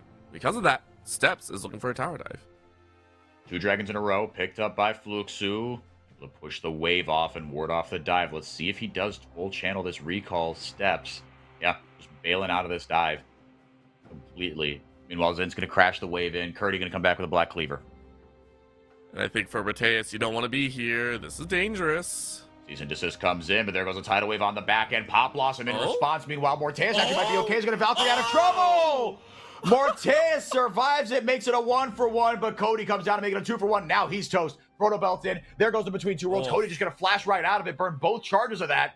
getting some damage down onto Kaze, but it's not quite enough to get the full combo off. Cody lands a Sleepy Trouble Bubble. That should be enough, but he buffers the Grim Deliverance. Steps gets one back in clean fashion. You know, I don't think this is Red saying we're just better in getting revenge. I think this is Red saying, hey, don't pick the Zoe, because we know exactly how to counter most of her kit. That is now the 3rd time a Sleepy Trouble Bubble has been denied of its sleep, its ability to stop an opponent in its tracks. I mean, this rundown, by the way, Morte is buying so much time. Beautiful work right here. Jump away with the flash. Valkyrie away from Peach, forcing them to rotate once more. And yes, you go down, but it buys so much time and you drop it in favor of Red. And then watch this here. Steps, dodging away from the bubble was great, number 1. You know, stepping away from that Pop Blossom. And then watch this. Immediately goes up. Bao's like, dude, I didn't know you could do that. And then gets snapped in the back. That's brutal. Look at that. Even they didn't know that they could do that. Yeah, they're like, wait, what? Okay, wait a minute. I love that. No, absolutely awesome. Yeah, very, very cool. Yeah, Steps, we're learning something new with this champion. And now he's got his Triforce on lock. Orbital and the boots coming in for Kaze now, like we said. And still, Fluxu, actually, they've got, they're actually not down at all, really. And you got to give credit to Peach. Look, he hasn't had maybe the impact in the lanes that you want, but you got the first couple dragons. You have a little bit of borrowed power. But the question is that enough? And again, I'm tempted to say no, just because we know what will happen to Jin and Renekton in about 5 minutes here. 100%. I mean, it's a scary thought process. Once again, we're in that position of Fluxu. Did you get proactive? Were you allowed to be, active on the map? Survey says not really. You have the dragons in your favor, but that's going to turn around into Chemtech once more, which is annoying and frustrating. I mean, it's not very impactful, but it's enough to get you over the hump if you need to with some of those resistances, with the ability to get out of some of those tenacity streaks. It's going to be frustrating for Fluxu to try and get some sort of advantage when already Cody's been denied. You're sitting at a 1-0-1, which you feel like it probably should have been like 3, and Peach is once again getting bullied. And Peach not going to get hit by, just about everything with a Deadly Flourish. Not going to dissuade the engage, but Peach will survive. That's the important part of it. Did burn his flash. That feels really bad on a Vi. Now Steps has bounced himself into trouble, question mark? Maybe? No, he'll be fine. Yeah.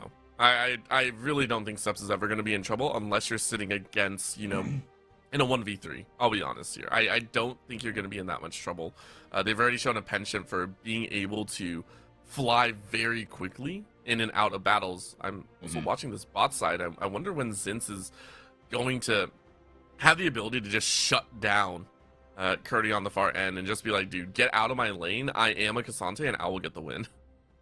I mean, it feels like he's kind of close, right? I mean, he's up a little bit in terms of just combat power, and he's got that Frozen Fist, obviously, to keep Renekton kind of glued in place and power those autos. That's one way to do here. it. Peach might just be toast here.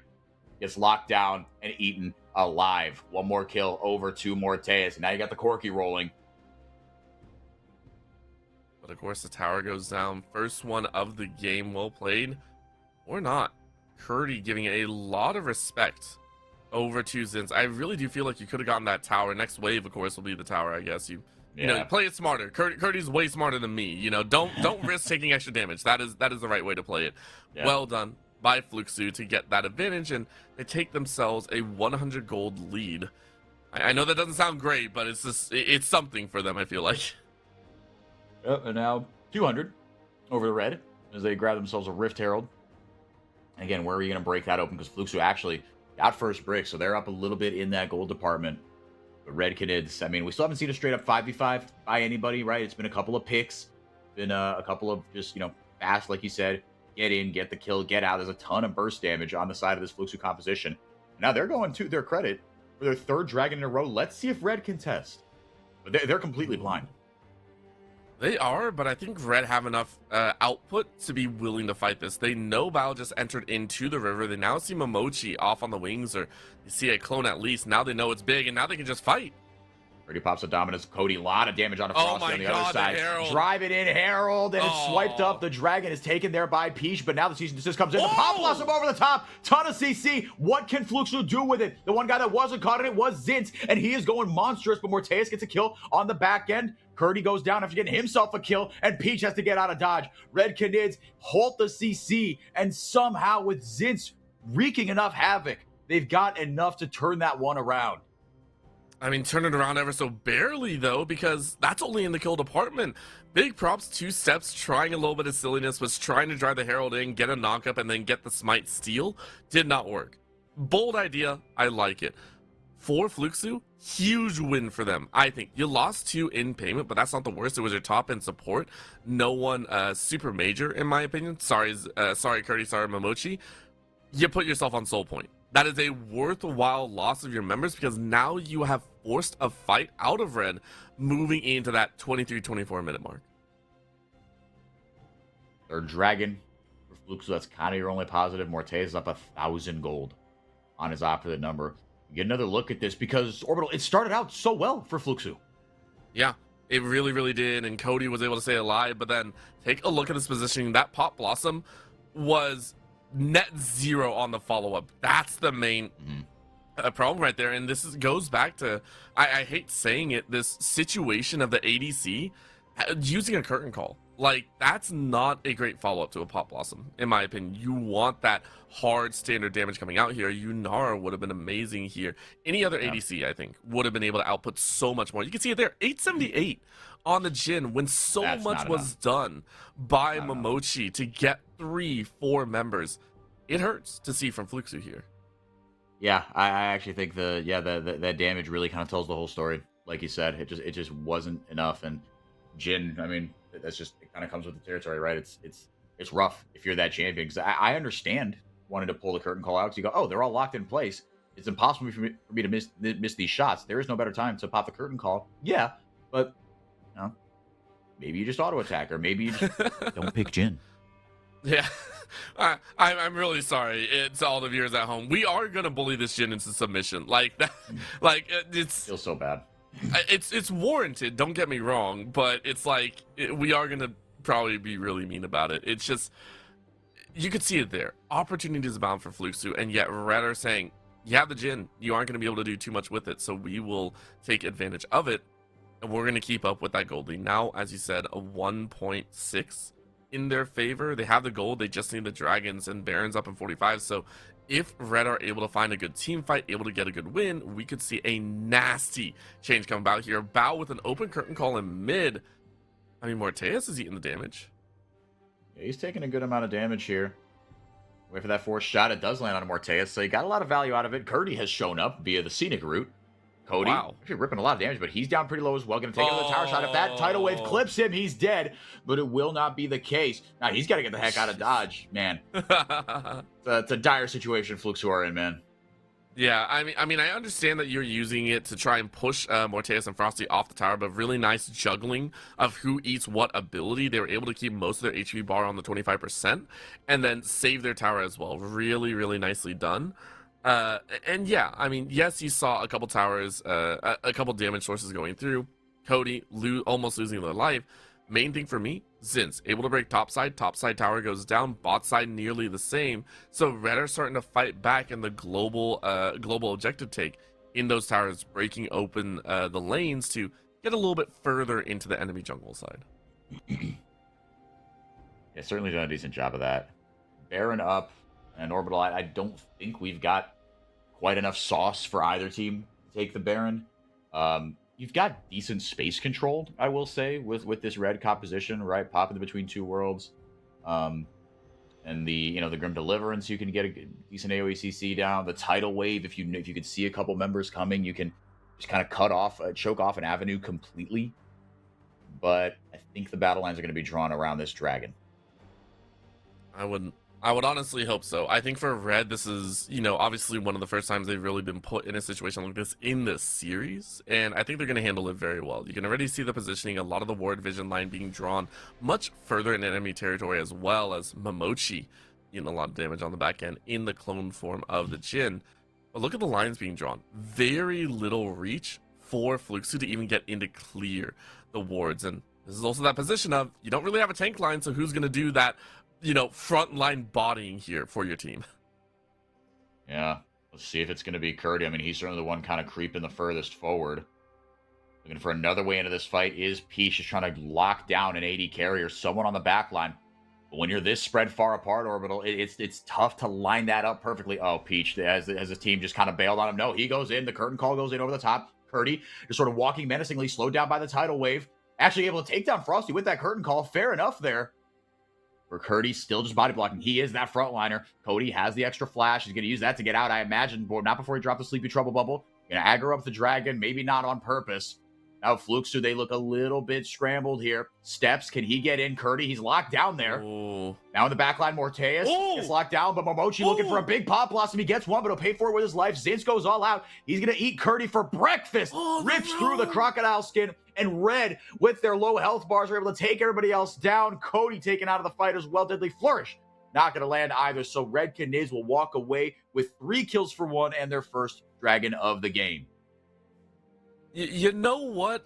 I give credit to Fluxu with the composition that they have and, the champions that they brought to the table. That was pretty good on their side. Good catch on the back end. You saw Frosty get zeroed out here. Steps unable to body block because they were chasing Peach a little bit further. And then this disengage, I give credit. They were able to back away, kind of reset their abilities, draw more of Red out. And they were able to annihilate poor Steps. Steps under that Pop Blossom's reign, unable to do anything. However, it allowed the breakpoint. Morteus and Kaze were left unchecked in the back line, which is your main DPS, and there was no one to dissuade. So Red were like, dude, we'll lose as many as we need to. It's okay. We still have our main DPS that are going to flush you out. And it comes down to just composition versus composition. Red always going to be willing to take a battle as long as Morteus and Kaze are alive. Yep, it's just too strong. I mean, they both can just print damage, and Zinz so good at just running that interference on the front end, and with the Thorn Mail just kind of taking Curdy out of this one. I mean, the 1v1s they're never going to be able to win them. No, and it scares me as Momochi. I do love the fact that you can get so many weird interactions with Nico, and it does surprise opponents sometimes, but a wolf running out in mid lane is definitely one that you aren't going to be worried about. What are we watching here? Whoa. Kaze said hello, and now there's some revenge. With the Protobelt, Momochi going to get a decent Pop Blossom off. Actually, Peach able to get the kill off, but Morteus and company show up, and it's just too much. And that's the issue, right? You have good upfront bursts with this Fluxu comp, but it's so hard to get in, get one kill, and get the heck out. And now it's Baron time for Red. Yep, we're going to sit and chill out on this Baron, and Red are going to be more than happy about it.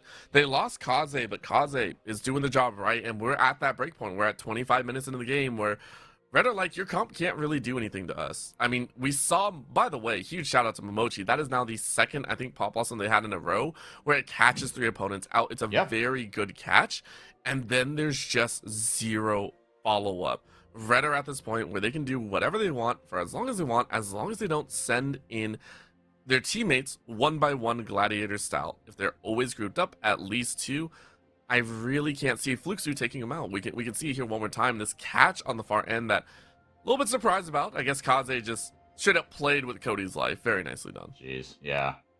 Yeah, Cody just on the wrong side of the train tracks.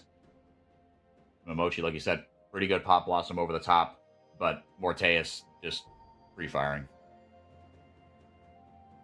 Just so easy. So easy. And I mean, looking forward into this, I feel like Red have obviously felt the shift in the tone of the game, in the composition. They knew their breakpoints are here. I really do feel like they're just going to do whatever they want to. They're going to start pressing down all the towers. They're going to be looking at, maybe a 1-4 split. And you can even see the pings. Oh my god, that mini-map lit up with multiple pings. Yeah. No, you saw that. Just like, hey, we've got something here potentially. I mean, Steps is up very far. They could look to collapse in the mid lane. Kaze just got to stay safe because that top lane tier 2 now is not long for this world. It's already looking further and further down, and it's just that easy. Take a look at this. Easy gold picked up. That 1.6k lead that we saw earlier now ballooned into a 5.2. a 1.5k Baron play. So far, very, very well done. I would wish that we could see another tower fall down a little bit quicker, but I don't think it's going to happen because you can see Red, even though they have a minute and a half left on the Baron, dragging up in a minute is something that they do need to worry about. Excuse me. Yeah, the battle lines are going to be drawn there in a minute. I mean, Red, even though they are in the lead, like you said, they felt the momentum shift. They are very much in the ascendancy. Steps just bullying Peach out of Steps' jungle, going to flash over. So Flash for ult traded. Now going to try to get over the wall with a Vault Breaker, but it's caught. Canceled there by the tidal wave. And Steps, I keep saying Steps, Peach is just toast. So he'll be back after the dragon has spawned. That is dragon over to Red. Easy peasy. You know what? It's a very bittersweet reminder for Fluxu that, hey, it ain't Soul, right? You're not looking down the Soul line if Red get the dragon. What you are worried about is keeping the rest of your base safe with this push power that we talked about. All of a sudden, with the last 30 seconds, you can power down one more tower. It might not have happened for Red if they didn't get that kill. Very well done. Kaze's even looking for a third. They're trying to break all the outers here, which is kind of crazy to think about, but they might be able to do so. Look at this. Quick snap on the damage side. You still have a cannon with you. Yeah, you're going to break this one down. Yep. Still got the Baroned up minions. Give them that extra boom, that extra oomph, that extra range as well. Now you got yourself your dragon. Curdy doing work on the other side, though, getting something back for it. But again, that gold lead, like you talked about, Orbital, getting a little bit bigger. It ballooned after that. So it's a 2.5k Baron power play after all that. Now 6,000 up. I mean, that's like almost a full item ahead on everybody. Yeah, I would say so. I mean, support slides don't matter, so it's really 6.4, exactly. you know, spread between, you know, the top 3 ADCs. I'd agree with that one. Yeah. Kaze's on 3 items. Frosty's done so well this game, by the way. It's just like, I don't know why I'm making jokes about that. Frosty's done so well. He's all his tidal waves have been absolutely money, right? I mean, just again, just the zone control that this composition has, and Frosty's been at the forefront of that, and he's got the mandate to help out his marksman, or excuse me, his mandate buffs AP, right? I think mandate isn't a buff to AP. I thought it's just an extra proc on the damage source, right? When you tag an enemy with a damage source. Yeah, no, you're right. It empowers. You're right. Oh. A lot of CC coming down there onto Morteus. He pops everything to try to get away, cleanse and flash. And now once he's facing the right direction, you better look out. Steps tries to go forward here. Now Zint's leading the charge. He gets hit by a Sleepy Trouble Bubble, so no one dead just yet. Peach gonna Vault Breaker into his own Baron Pit. Between Worlds popped by Kaze. Cody walks right through it and takes a ton of damage, but on the other side, gets a Sleepy Trouble Bubble to land. Steps not going to be able to get the CC down onto Peach. A minute 40 until Baron. They're going to back off and try to set up for that. That was close. I like the attempt from Fluxu, but my brain was more preoccupied by trying to remember what item you were thinking about, and I think it's a Staff of Flowing Water. Is that the one that you're thinking of that gives extra AP on the heals, I think is what we were thinking of. But no, Imperial Mandate still doing a lot of work as well, but that catch, Fluxu, they are starting to grasp that straws here. I think. Are you going to steal it? Yeah, Peach, baby! 113 gold, baby! Well worth it. It's the little things. Yeah, that's true. Yeah.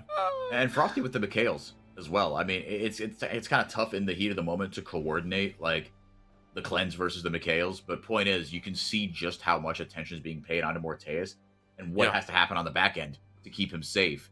But it's paid dividends, absolutely, right? I mean, because that's what Flux are trying to do, right? If they see Morteus isolated, they dump everything onto him. And then once he survives, if they can keep him alive, cleanse the CC off him, once the rest of Red show up, then it's just curtains. And we saw, I mean, in some ways, it's similar to what we saw last game.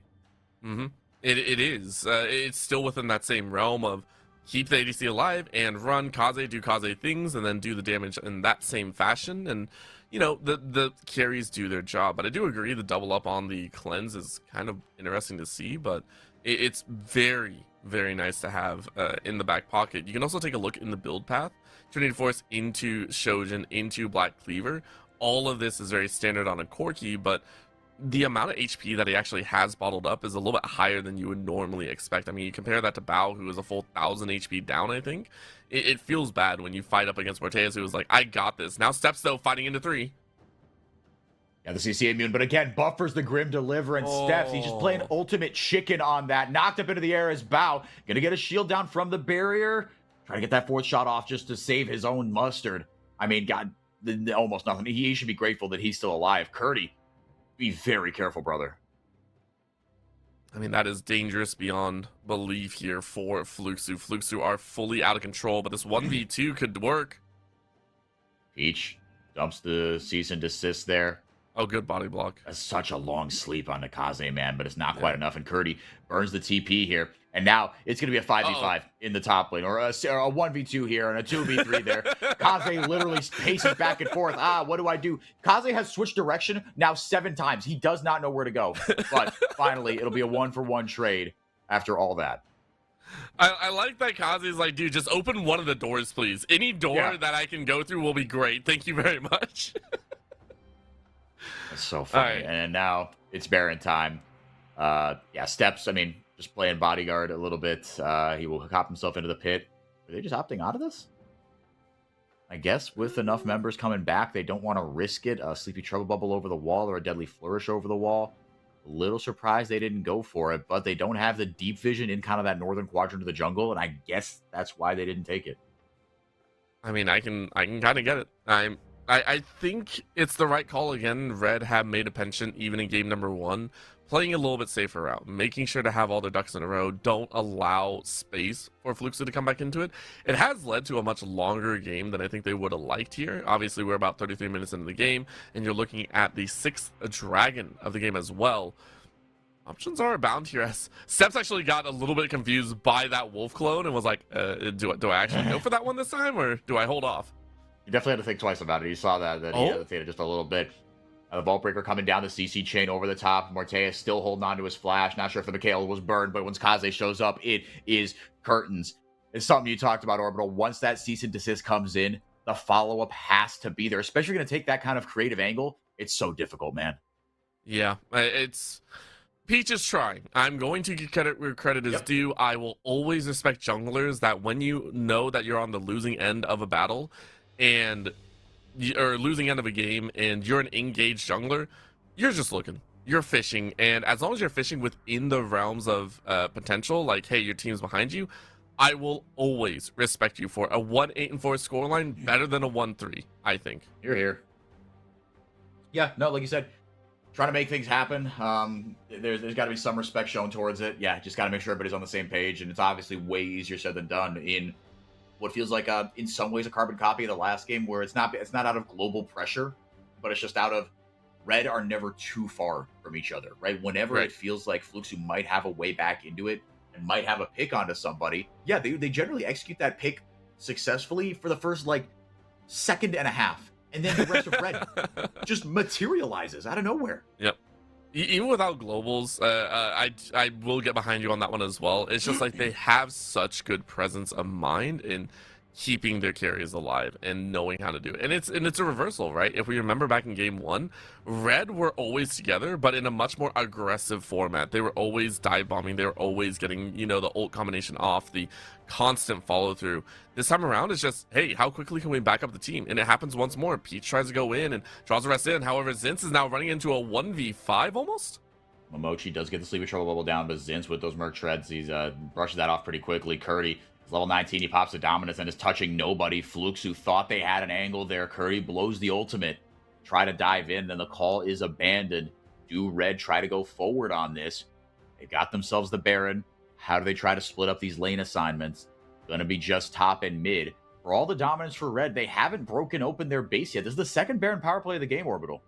Yeah, it is. And now they will go ahead and take your advice and break on through. It's not the worst in the world. That tower disappeared so fast. Yeah, I mean, this is what, triple cannon wave right now, and it's a Hail Mary and a half on Kaze in the mid, but it doesn't matter. Take a look at the rest of your base. They're just gonna push on in. Yeah. Kaze just, oh no, I'm just Aurora. I don't know. And then just your base is just getting torn to shreds. Finally, he TP's up there, says, all right, we're done playing with our food. Let's end this bad boy. Curdy, again, with no dominance. We'll get that up in another couple seconds. Kaze is just absolutely monstrous. Bao gets deleted in a second and a half, and the rest of Fluxu will follow. Curdy got one, but it's too little too late, brother. Cody dancing around the edges, but can't quite do enough as the rest of his team meets a grim end. 2-0 for Red Canids. Definitely not as pretty as I would have liked. Not as clean when you look at the compositional differences, but Red still come away with a victory in the second half of this game. A very, very impressive stand. Once that third dragon went down, it felt like they took control of the map. Consistent pressure across the entirety of those battles. Well done to Red. Still looking informed even with their roster swaps. Yeah. No, I mean, back like they never left, right? And again, you can quibble about how impressive was it given that it's against Fluxu, but I will say, especially with that game 1, even this game 2, it took almost 40 minutes, but you never really felt like it was in doubt, right? The first 20 minutes were just kind of okay, but then kind of, Red got an inch and then they took a mile. And Steps right there on your camera, he's looking really, really sharp, looking really good on these different junglers. Played this ahead really well, like you said.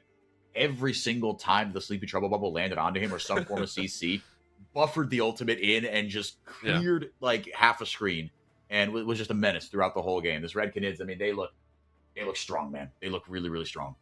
Yeah, I'm very, very excited. And also, I want to give props over to Zinz. Zinz on the top side, I mean, might not have had the most thrilling game, but was very much a present threat throughout the entirety. I mean, playing the Cassante game 2, being able to kind of push their way into a lot of these battlefields, and even when left alone, even when ganked, once or twice, they were able to kind of maintain their advantages throughout the entirety of the game, and then coming in the late game, be that bodyguard that the team needs. Yep. So every piece, whether being promoted up from the academy roster or being even their one shot, I really do feel Red have still that handle on. We are aiming for the top of the tables. Whether these are fresher players or not, we are going to aim for the top, and you cannot stop us. Nope. Right now, they are 4-0 in terms of game score. To start it off, you see the standings there on the very bottom right of your screen. Red Kalunga up to second or to first place with a 2-0. Again, 4-0 in game score. And coming up next, Loud, they are 0-1. The bottom of that standings are 0-1, just by the way. But Loud versus Pain. No matter how good these teams are or aren't, especially Pain Gaming, they could be down in the dumps. And boy, are they down in the dumps right now. But their fans are still the biggest fan base in Brazil. They are the loudest. They are the Yankees. They are going to make you hear their opinions, whether you want them to or not. So we've got Pain versus Loud coming up next. O Duelo das Multidões, the two biggest fan bases in Brazil, going at it when we come back.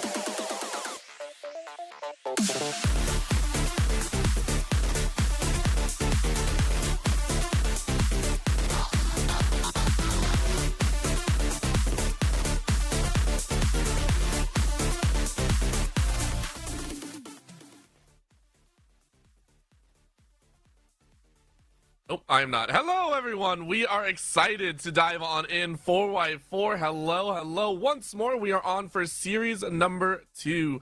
This one's a little bit of a different banger, if you will. We got the ever so lovely Loud versus Pain Gaming, a matchup that you and I were talking about.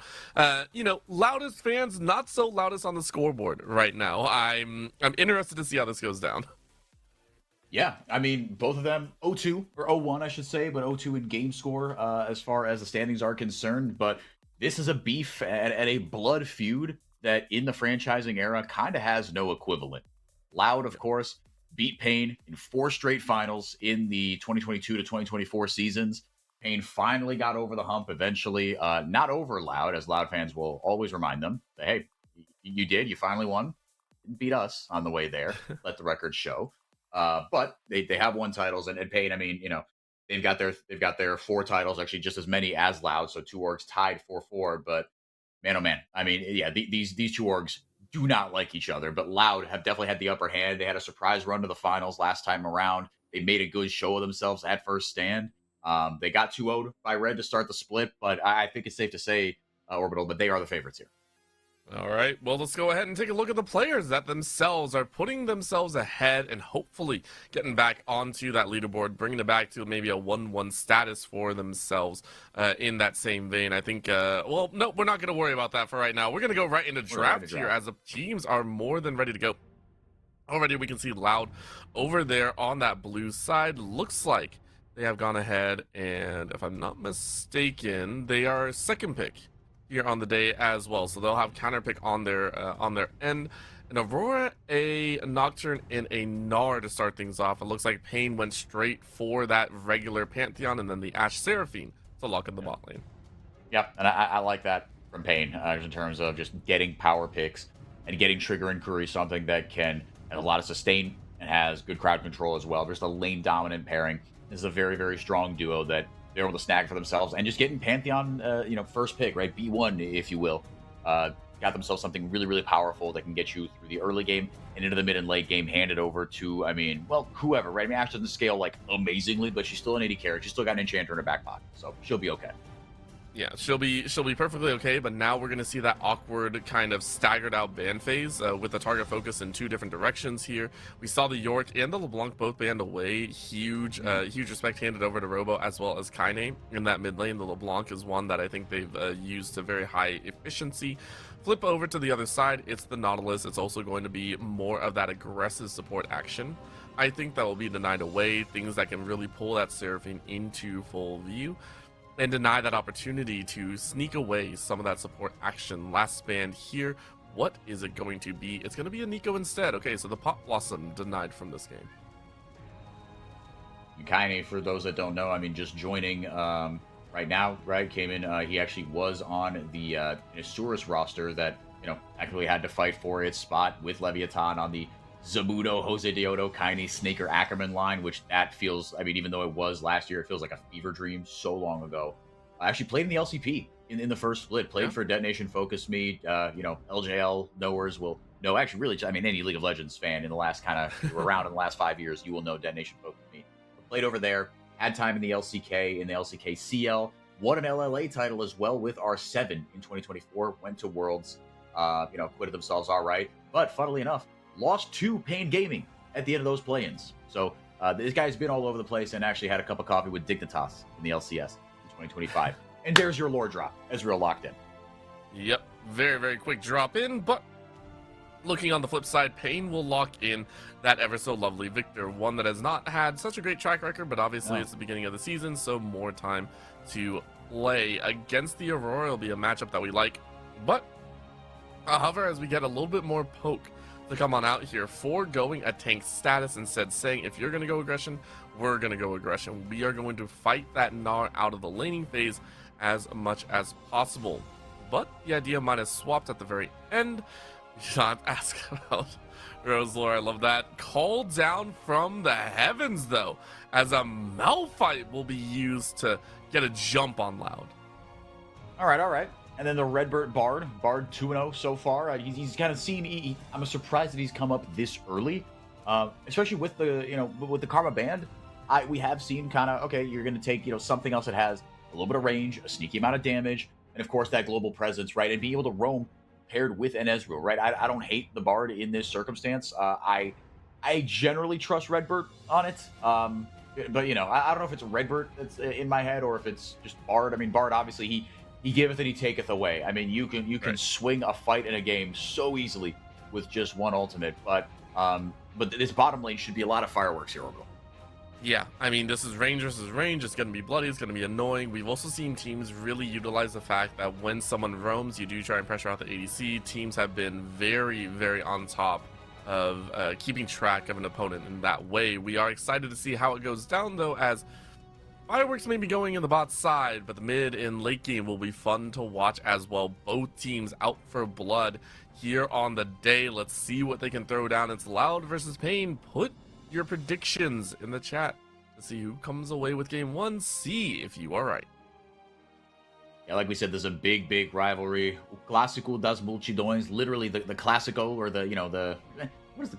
There's no translation for Clásico. It's a Clásico. It's what it is. It's the big rivalry game of the multitudes, right? These are the two biggest fan bases. Even with Pain down in the dumps, their fans are going to be out there in full force. And you see, I mean, there are chirps going on between the Loud fans and the Pain fans. They've divided the bleachers there in the CBLOL arena. One side rooting for Loud, one side rooting for Pain, and this guy's rooting for Kaboom.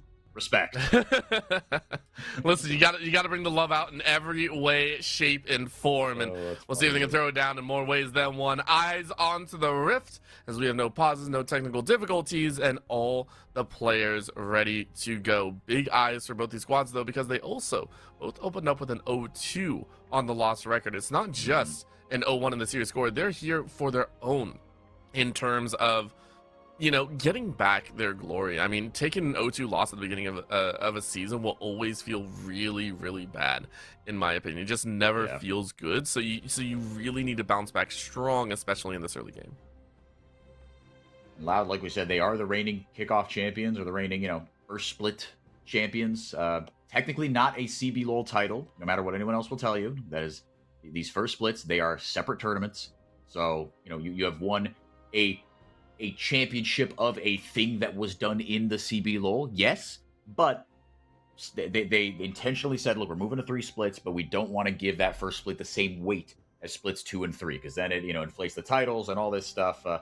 Europe, that's a whole other mess, because they actually did a 3 split thing, and then there was like a split championship and the year championship and all that stuff. So, but we're not going to dive into that.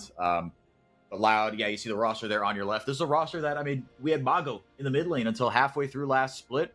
They made that swap. Envy, the grizzled veteran, the old man, coming back in to lead Loud to a title, a CBLOL Cup title. And again, made a good showing of themselves. Question mark roster. Had a good showing of themselves at first stand. Cards on the table here, Orbital. I thought Loud were going to get bent over a barrel by Lion. I thought they were going to get absolutely smacked, but they did great. They pushed Lion to 5 games and made the LCS fans sweat. That would have been a huge upset, because I just thought it wasn't even like a dig on Loud. It was just like, I thought, even despite the America's Cup results, Lion were streets ahead of what the rest of the LCS was offering. And it was such a difficult one to kind of swallow at the end there. So making him sweat, making him hold on for dear life, I think it's impressive all the same. We'll be looking to see in this game, though, for Loud to recover some of that glory as well. But we see a nice snipe away by Sam, because saying hello, welcome back. You're going to be fighting us instead. Pain sneaked away a buff. Now Sam kind of roaming around the other side. Redbird drops right into your own pocket, though. And that might be a spot you don't like to see. Redbird flashing away to safety, though. And Pain will have to do with the HP diff. Yeah, Sam Kiz, a little bit about him. Came up from Pain Academy. Actually, no, or did he? No, he did not, actually. I thought he... Okay. Different. No, played for Loud Academy, played for Kaboom Academy. I thought he had made his way onto Pain Academy, but Guess not. Kind of bounce around a little bit, but he's definitely viewed as as a hot prospect. Won the Kings Lendas, sort of the offseason tournament hosted by IDL. Won that one alongside IL, Grevthar, Kojima, and Eza. A real who's who, a real freaking Mad Lib of current and former retired CBLOL players. But yeah, he's taking Karioka's spot again. This is a Pain jungle spot that's been occupied by Karioka since 2019. It's been a long time since Pain have had a jungler not named Karioka. And a lot of Pain fans said there's a long time coming. Get anyone else in there. I've been a staunch Karioka defender. I think he is just more the whipping boy than anything else. But hey, that's what comes with you want to play for the big team, you're going to face big scrutiny. But this composition, Orbital, from Pain Gaming, huge wombo combo, obviously, right? And if you can land all these ultimates, or even just 2 or 3 of these, the amount of damage that you can so easily dump into these loud players is really just, it's a lot. It's excuse me, it's scary is what it is as well. And so for Loud, you definitely recognize that you have to be on point with a lot of your escapes and a lot of your ability to fight away, like YoungJ is doing right now, forcing Samkas out of their own jungle. Not before the camp was taken, though. And for Loud, it feels good to be a little bit more back in control now, roaming up to the top side as Xeno is looking to try and get some advantages over Robo here in the top side of the map as well. Into this Aurora matchup is kind of, playing this Victor. And I mean, you want to talk about scaling, right? I mean, the damage that is going to be available to them in the late game is going to be really, really awesome. I think Loud scales kind of similarly, I would say, right? Ezreal going to be strong in the late game. Aurora going to be strong in the late game as well. Shino, look, it's a Gnar as the Between Two Worlds popped. I was wondering if you were actually going to do that, and you did, but you're out of mana, so I wonder what the thought process was there. Maybe just pushing the lane, but hey, you tried it. Redbird, though, roaming in to get the chimes and now forcing Samkas to try and walk away, take a little bit of pain on the back end. But the camp is cleared very, very neatly, I might add. As Pain pulling off a little Pain special. Hard rotate into enemy jungle once more. I think that's another thing to track is Redbird. How much does he actually stay in lane, right? And how much does he help out YoungJ with these picks? Shino going for the all-in here. I like it. Good damage to throw down. Robo hanging on to their flash plus their ult. Dodging out on a little bit of a rock to the back of the head. We get a little matchup difference in the top side. Xeno versus Robo. These two going at it like cats and dogs. You can see CS differential is very much the same. So stat-wise, keeping it close and narrow. Oh, over the wall, though. Samka saying hello, and this time Redbird has no outs. That's a chew through with the Ash. Easy pickup on the kill. Pain on the board. Got in, got the kill, got out. Samka's making his presence felt in the second week of his Pain Gaming debut. That's what you got to do on the Pantheon. Just leave no doubt as to the fact that you can threaten. Even without level 6, you can get in there. We talked about it last game. The point-and-click CC, man. Just too strong. Yeah, it works so dang well, and this Pantheon is off to the races once more. And we want to see if Samkas is also able to get that early, level 6 as soon as possible, or if it's going to be countered by YoungJ. This Paranoia can do a lot of work in determining, hey, are you going to fight or are you going to defend? Are you going to fight pushing forward into towers? Or are you going to be using the Grand Star, not Grand Starfall, is it Grand Starfall? It might be Grand Starfall. Now my brain is... Panthol. What is Panthol? Grand Starfall. Hey, okay. Being able to use it to really just leap in to save the team. Yeah, now you're using it offensively or defensively, but either way, you can really swing a fight with that. Because, just getting in there, leaving no doubt. And hilariously enough, the magical journey popped, and Redbird wasn't even able to take his own E to safety. He was killed beforehand, and then he says, "All right, thank you very much. I'm going to take that." Yeah, but you don't want to try and test that all day long. Samka's just getting away, and again, is looking good. So for Pain, this is a very nice start. Looking into the future, though, you have been getting invaded more and more, or invading more and more. And for Pain Gaming, you want to continue that pressure. You hit level 6 on multiple key targets. Trigger has the Ash Arrow. You are about to have the Encore ready for Curry. You can look for a cross-map play. You can look for a mid-lane play. You can do something with these ultimates. I just really want to see Pain utilize their freedom of map control to start gaining further advantages. And like we talked about last series, right? It's not quite a rise that you're working with in the mid lane, but you still got a Grand Starfall. You still got the ability to impact the map in many ways. And you've got a lot, and you've got hard CC to kind of follow up on that, right? You've got, if you can land a gravity well, you can position that, decently. Sam, because I mean, he's going to grab a first dragon. Fantastic. And I still want to see him just, using the ultimate in, kind of with some frequency. Even if you can't get kills, right? Get some summoners out. Get a couple key spells. Get an ultimate out. That's the kind of pressure you can create with that ability, even if it doesn't result in kills. We'll see if that shift comes in at all. Loud working their way over to a grub take. Will be Young Jay on top of a ward to clear out that objective. Is it going to be the most impactful and important?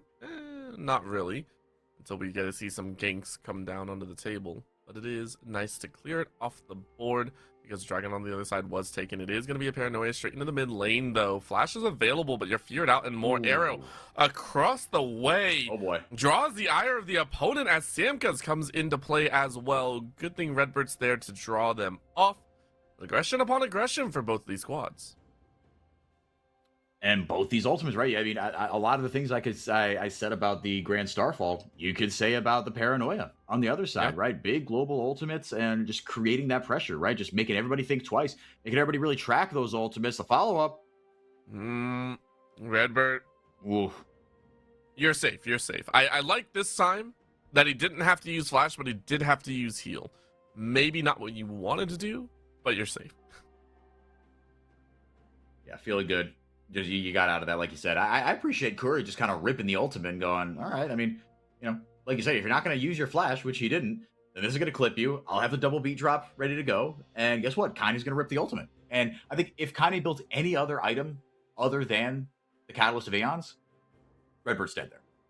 Yeah, I would actually agree with that one. I think you're just the damage output so far, and we've seen Redbird in precarious positions before. He's been critiqued before about his overaggression. He's been critiqued about stepping out of position, but he's also been given a lot of leeway because when he does roam, when he does step out, sometimes he makes wonderful plays. So it's this kind of seesaw effect back and forth that we just have to see which Redbird decides to step up on the day.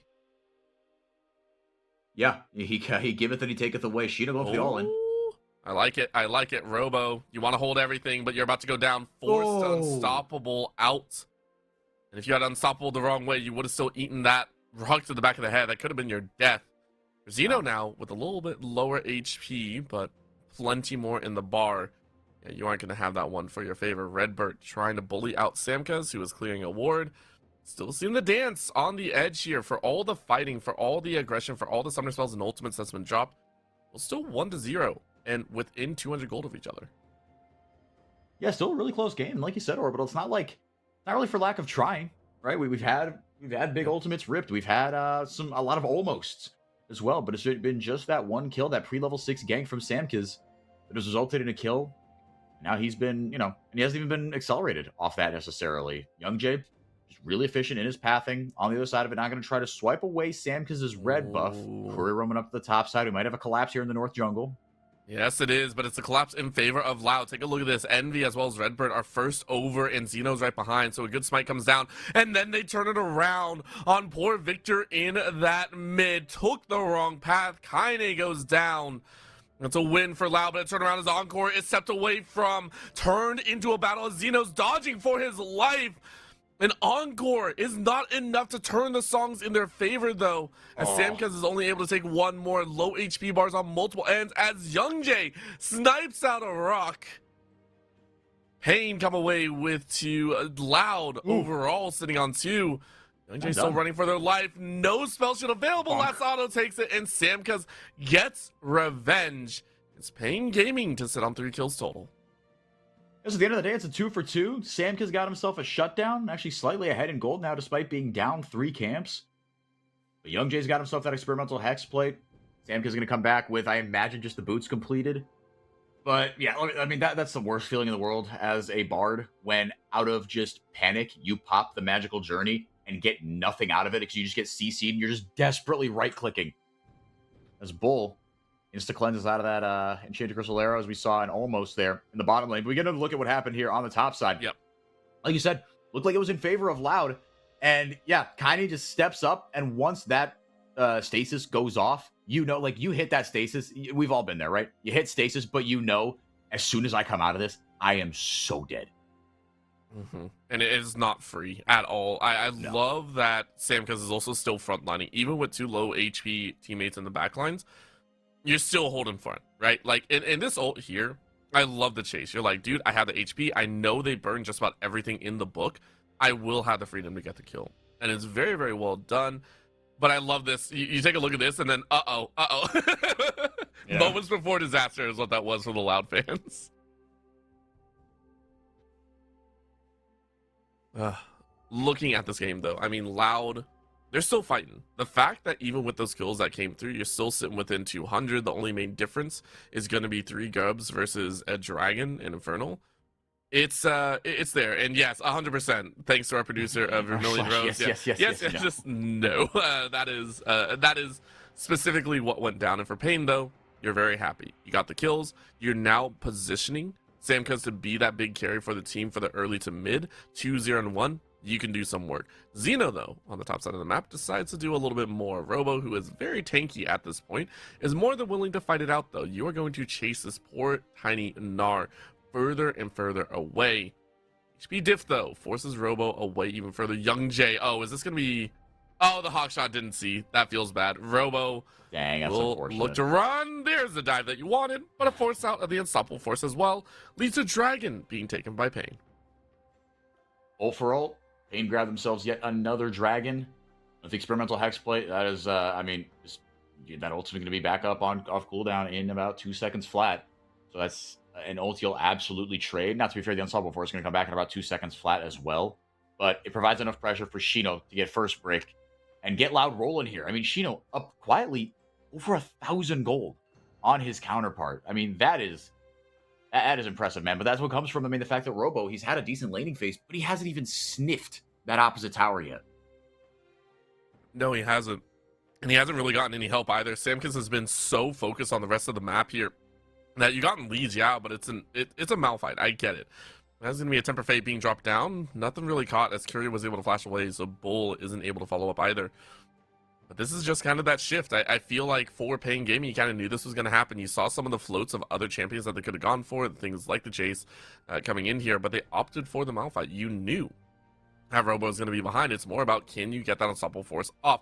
Encore goes wide, though, and I think that might be the call in to go in. Realm Dance is going to be open for Envy as you snap away 1 kill. TP coming in to follow through with some more. No TP available for the Malphite, or it is, but you don't want to force it. Xeno looking for a chance. Paranoia being utilized, and you are going to dive on in. The Ashe has nowhere to go. Chaos Storm being used, but is it going to be enough? No. Loud in a brusque team fight. Bully out 3 total and take the kill lead. 3 for 1 at the end of it, a 2 for 1 towards the back end here. But now Loud up 2,000 gold, and all that advantage, all that good work that Pain had done with the first couple Dragons, keeping things steady, finding, you know, damage mitigation there on the top side as well. Now it's just been completely wiped away, and Loud are in control of this one. Double beat drop, going to not quite find Redbird. But I think you hit the nail right on the head, Orbital. Once that Encore didn't land, Loud said, okay, we're good. Now we go. It's such a calling card, right? This is such a big Wombo style composition from Pain in terms of how some of these team fights go. And I believe this is now the second time that we've actually seen the Encore miss. It's not particularly their fault, but I mean, that is the second time that we've seen the Encore not really hit anyone, and it feels kind of bad in that sense. Will it happen one more time? I do not know, as Xeno is still punching Robo out in the bot side in a 1v1 antics. Very nicely done in that factor. We are going to get a little bit of a replay of what went down here. Samcuz had the decent beat onto Redbird, but again, yeah, just didn't quite land. And then Envy pops in between worlds. He is just, he is dominant right now. He does a lot of damage on this champion. Then everybody else shows up. Bull gets the freest true shot barrage of his life. Just says, all right, well, they have to be somewhere in this corridor. Herald popped as well. Young Jay turns out the lights. The chase was just always on for the side of Loud. Walked away with a few kills. No objective to grab kind of afterwards, which is a bit unfortunate, but you still got yourself just complete control of this game. Shelly ripped into the bottom lane, and that's going to go down very, very soon here. Once Shino clears this wave, I think you should be able to see more pressure onto this bottom lane. It is hanging on by just 1 plate but the solo lanes, Orbital. Let's turn our heads there. Up a combined 2.7k. That's where the entire lead is coming from. It's just those solo lanes. Envy, 100% KP on this Aurora, as well as Young Jay on the Nocturne, 100% KP. Off the Paranoia again. But again, it's just as soon as it comes up, right? If you have even a small window to get something, it might be worth ripping that. You have to consider it always. I mean, the ones that are proactive, that are willing to make those plays, are the ones that kind of force the opponent into much more defensive straits. Once you start burning those ultimates, once you start pulling those triggers, there is a point where the opponent will just sit and go, well, we can't really fight because we know they're willing to drop the Paranoia, they're willing to drop that Grand Starfall, they're willing to kind of force their way into a battlefield. So to me, I'm just sitting there going, who's gonna fire that first shot? And so far it is Samkaz. Remember, Samkaz is still 3-1-1, powerful champion, and against someone like Redbird who only has that Mikhail's in hand, 100% you don't want that fight. No, absolutely not. Yeah, I mean, Redbird, he's been kind of the target of all these engages, but Samkaz definitely looking to always make something happen deep in enemy territory. Samkaz gets the stun off. And I love that. Envy just hops their way out to victory, but it still gets control over this tower side. Dragon is up in 15, so I don't know how much HP Pain are willing to lose here. Robo getting slammed back into their own wall, but no big deal because, again, you're a tanky boy. Yeah, he is the thickums right now. Yeah, Robo not going for any sort of damage build. And fair enough. Like, you have more than enough damage on the other side. You've got to be a disruptor. You've got to buy time to be able to peel a little bit for these the other characters. But as soon as I say that, actually, I mean, outside of the ultimate, you've got no real hard CC. You've got the slow there from one of your abilities from Malphite, but it's not a ton of peel, really. But look, there's enough crowd control on the other side to where they should be able to keep themselves safe enough. But it's just about being disruptive. Just be a nuisance up there. And of course, if you do nothing else, hit a big ultimate. That is your job as Malphite. Knock at least 3 people up. If you did that, your job's done. You can go home. You can be happy. Like, that is your call at this point. You know Zeno is going to be taking over this top side. That's fine. Don't even worry about it. Well, kind of worry about it. Don't get me wrong. But you're in that position. Dragon now started up for Pain's side TP being called in very, very early, by the way. So this actually might be a call for Loud to back away, but they are going to look to dive, and they're calling in their own TP as well. They don't have the Meganar for the current moment. A nice step of fate catches them on the backside. Aurora off on the lane, but that is the snipe of the Dragon. Young Jay smites it away. And now Pain are being lightly corralled. No follow-up, though, from Loud because, doesn't have that Nar form. And it's just Loud to get the Dragon. Really well done. Job done, I guess. You got in. You got the Dragon. You didn't lose anybody, right? Pain was first onto there. Robo? Yeah, I mean, Envy. I mean, with Aurora, right? When you hop into the Spirit Realm like that, it seems like you can just cancel any number of abilities that are coming your way. I still can't believe Pain just kind of gave up like that, though. It was a little bit surprising. It really felt like once the lights went on, the Dragon was stolen, they just kind of like, what do we do? Yeah, they panic and then just walk away. And then, of course, for Loud, they're like, that's probably the best situation we could have had because we didn't have Meganar. But the fact that Pain, even though they got some of these early advantages, they feel the weight of what's gone on, some of the consequences, some of these early mistakes. It is starting to weigh on them a little bit. Yeah, and Loud are absolutely making a pay. 4,000 gold up now. Finally, that bot lane tier 1 goes down. Loud are very much in control of this one, Orbital. It's just the two first dragons that haven't gone their way. Everything else has been, and that first gank that didn't go their way, but everything else has been absolutely awesome. Now, Trigger, I mean, he finds himself a little bit down to his opposite number, kind of down a lot, but Shino, man, I mean, he's right now, I mean, still carrying over from Split 1. He's top 2 top laners in the league. Depending on who you ask, he is not number 2. Shino, gonna hit the Meganar here. It's such a good leap out. And the flash away, but the flash to follow draws iron because the Paranoia comes in to save. It's a double wall up to the back of your head. Tempered Fate gives a standing ovation for Zeno, captured in the glory. And Zeno chirping his words over to the other side, calling out Robo and Samkaz. I love it. And those are the kind of positions you find yourself in as Pain. I didn't hate the look. I didn't hate the call, right, Sam? Because you got to be ripping that ultimate pretty often. You've got an opportunity to kind of get back into this game, get a shutdown onto Shino. He's got a bounty on his head. But then a great turn, a great response from Young Jay, who with his own global just pressed R and made magic happen. And now an uncontested Baron here for Loud. They've got the opportunity here to break this one open.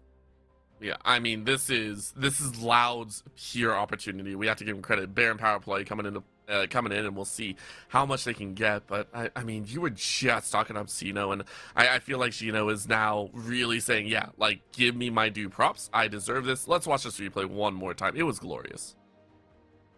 Yeah, Xeno, I mean, Robo doing a surprising amount of damage, despite the fact that he's built no damage in his kit, just sort of steadily beating the snot out of Xeno, able to jump over the wall. He saw that initial spear from the Grand Starfall come down, took a very good route back, didn't just flash away, didn't just, like hop in just backwards. Bought time for the rest of his team to show up there.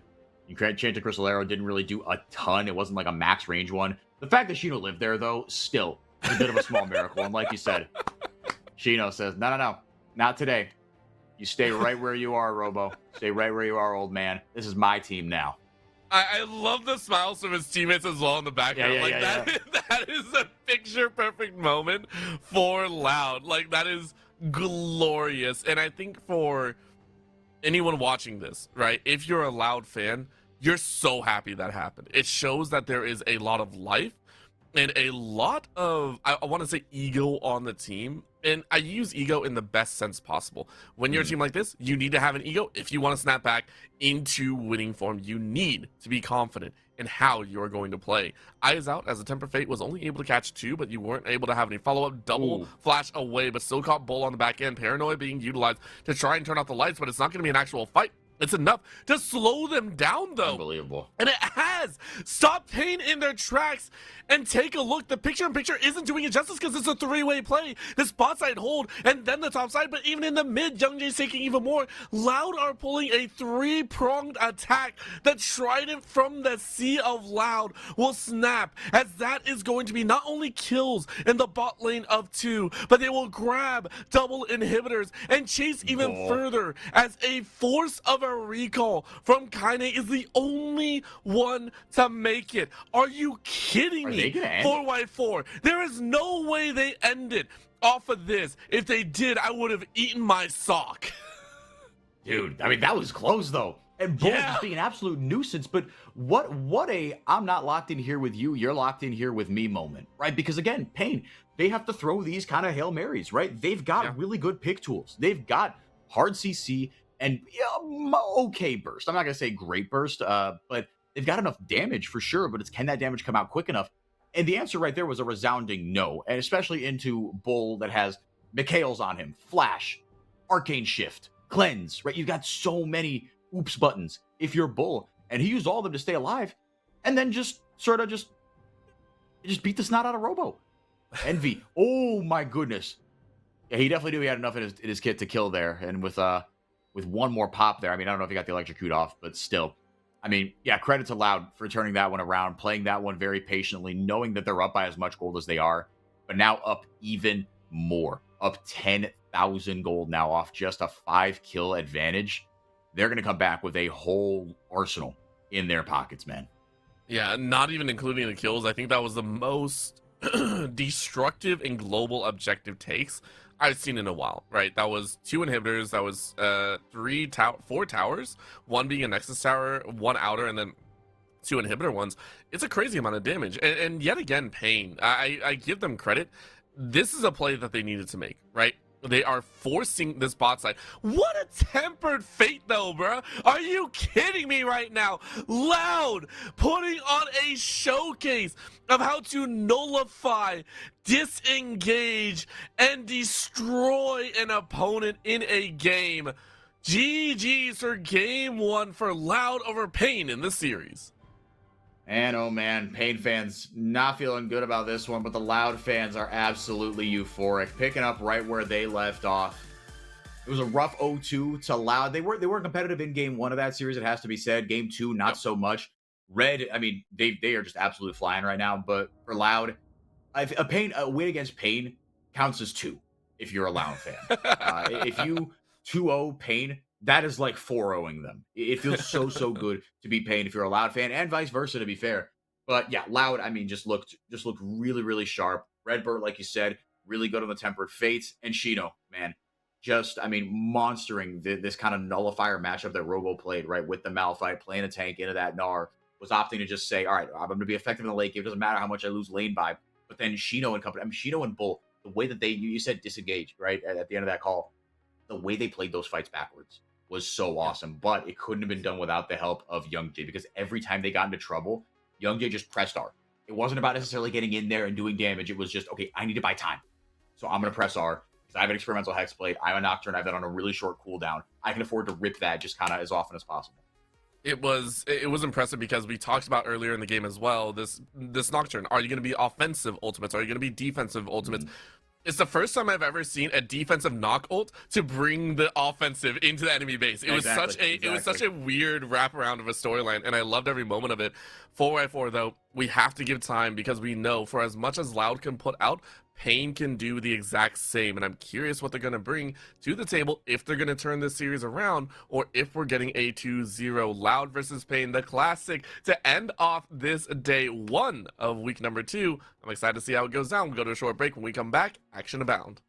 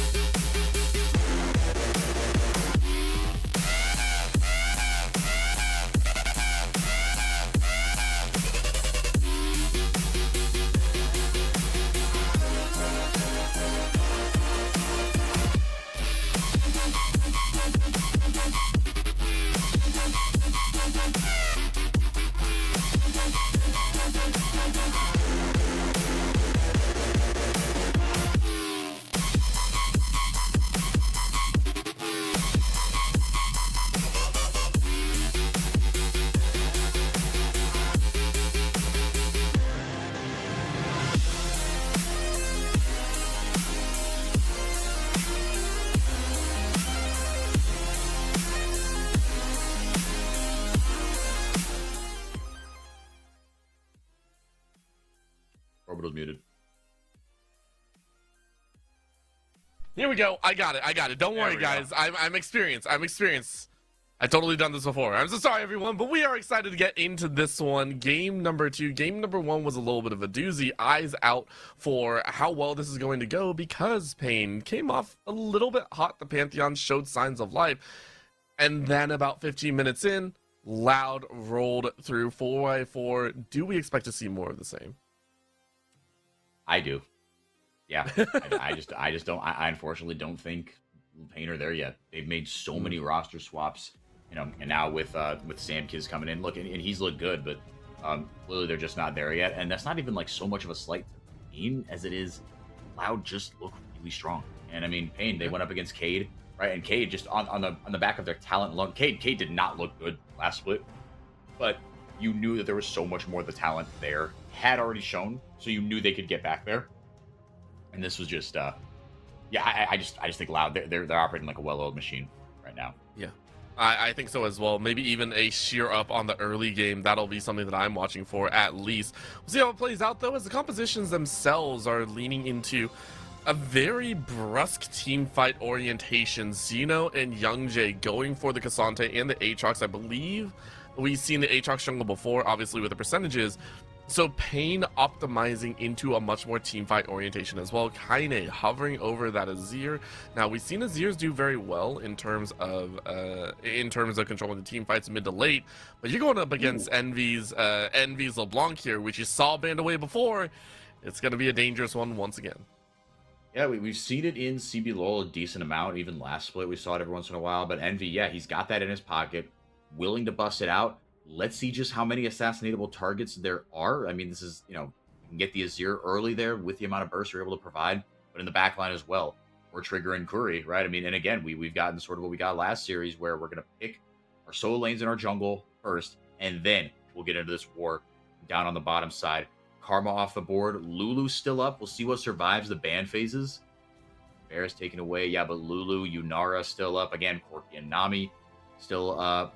Could be a possibility for these bottom lanes.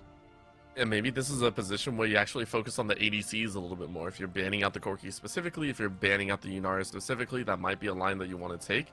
However, you already took out the Sivir and the Varus, so 2 top priorities banned out. That is going to be 4 ADCs completely out of the realm. But like you called it 4x4, it's an immediate Lulu ban out. You don't want to deal with that one. Hey, we've left it up on the table before, and it's difficult. If you give the Wild Growth over, all of a sudden, LeBlanc does nothing at the end of the day. So I think it's a very right ban here. Yeah, it can be really difficult to deal with, right? You get in there, I mean, not only the shielding that it provides, but the knock-up as well, right? That just completely neutralizes you if you hit that at the right time.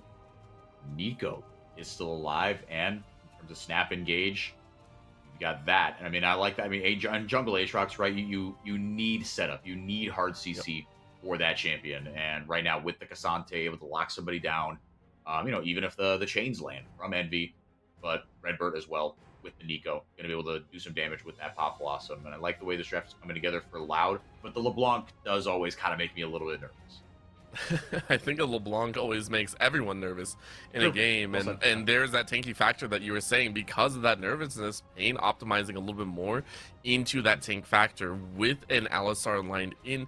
You can go for a bit more aggressive ADC, but I'd almost see maybe, if you want to, just go long range. I mean, Caitlyn is available. Caitlyn not exactly the highest in the meta, but if you're playing safe, it's like Caitlyn, Xayah. I mean, Ezreal's obviously gone, but I don't see much more in the ADC pool that can keep you safe from that burst damage. And so you say, no, we're not going to go fully into the safe factor. We're going to go with the Corki. Has the Valkyrie, but it's short range, not great. It's doable, though. Not the Nami and the Corki, or not the Nami and Corki. On the flip, though, it's the Caitlyn, as now it's Loud's turn to pull a little bit more long-distance action.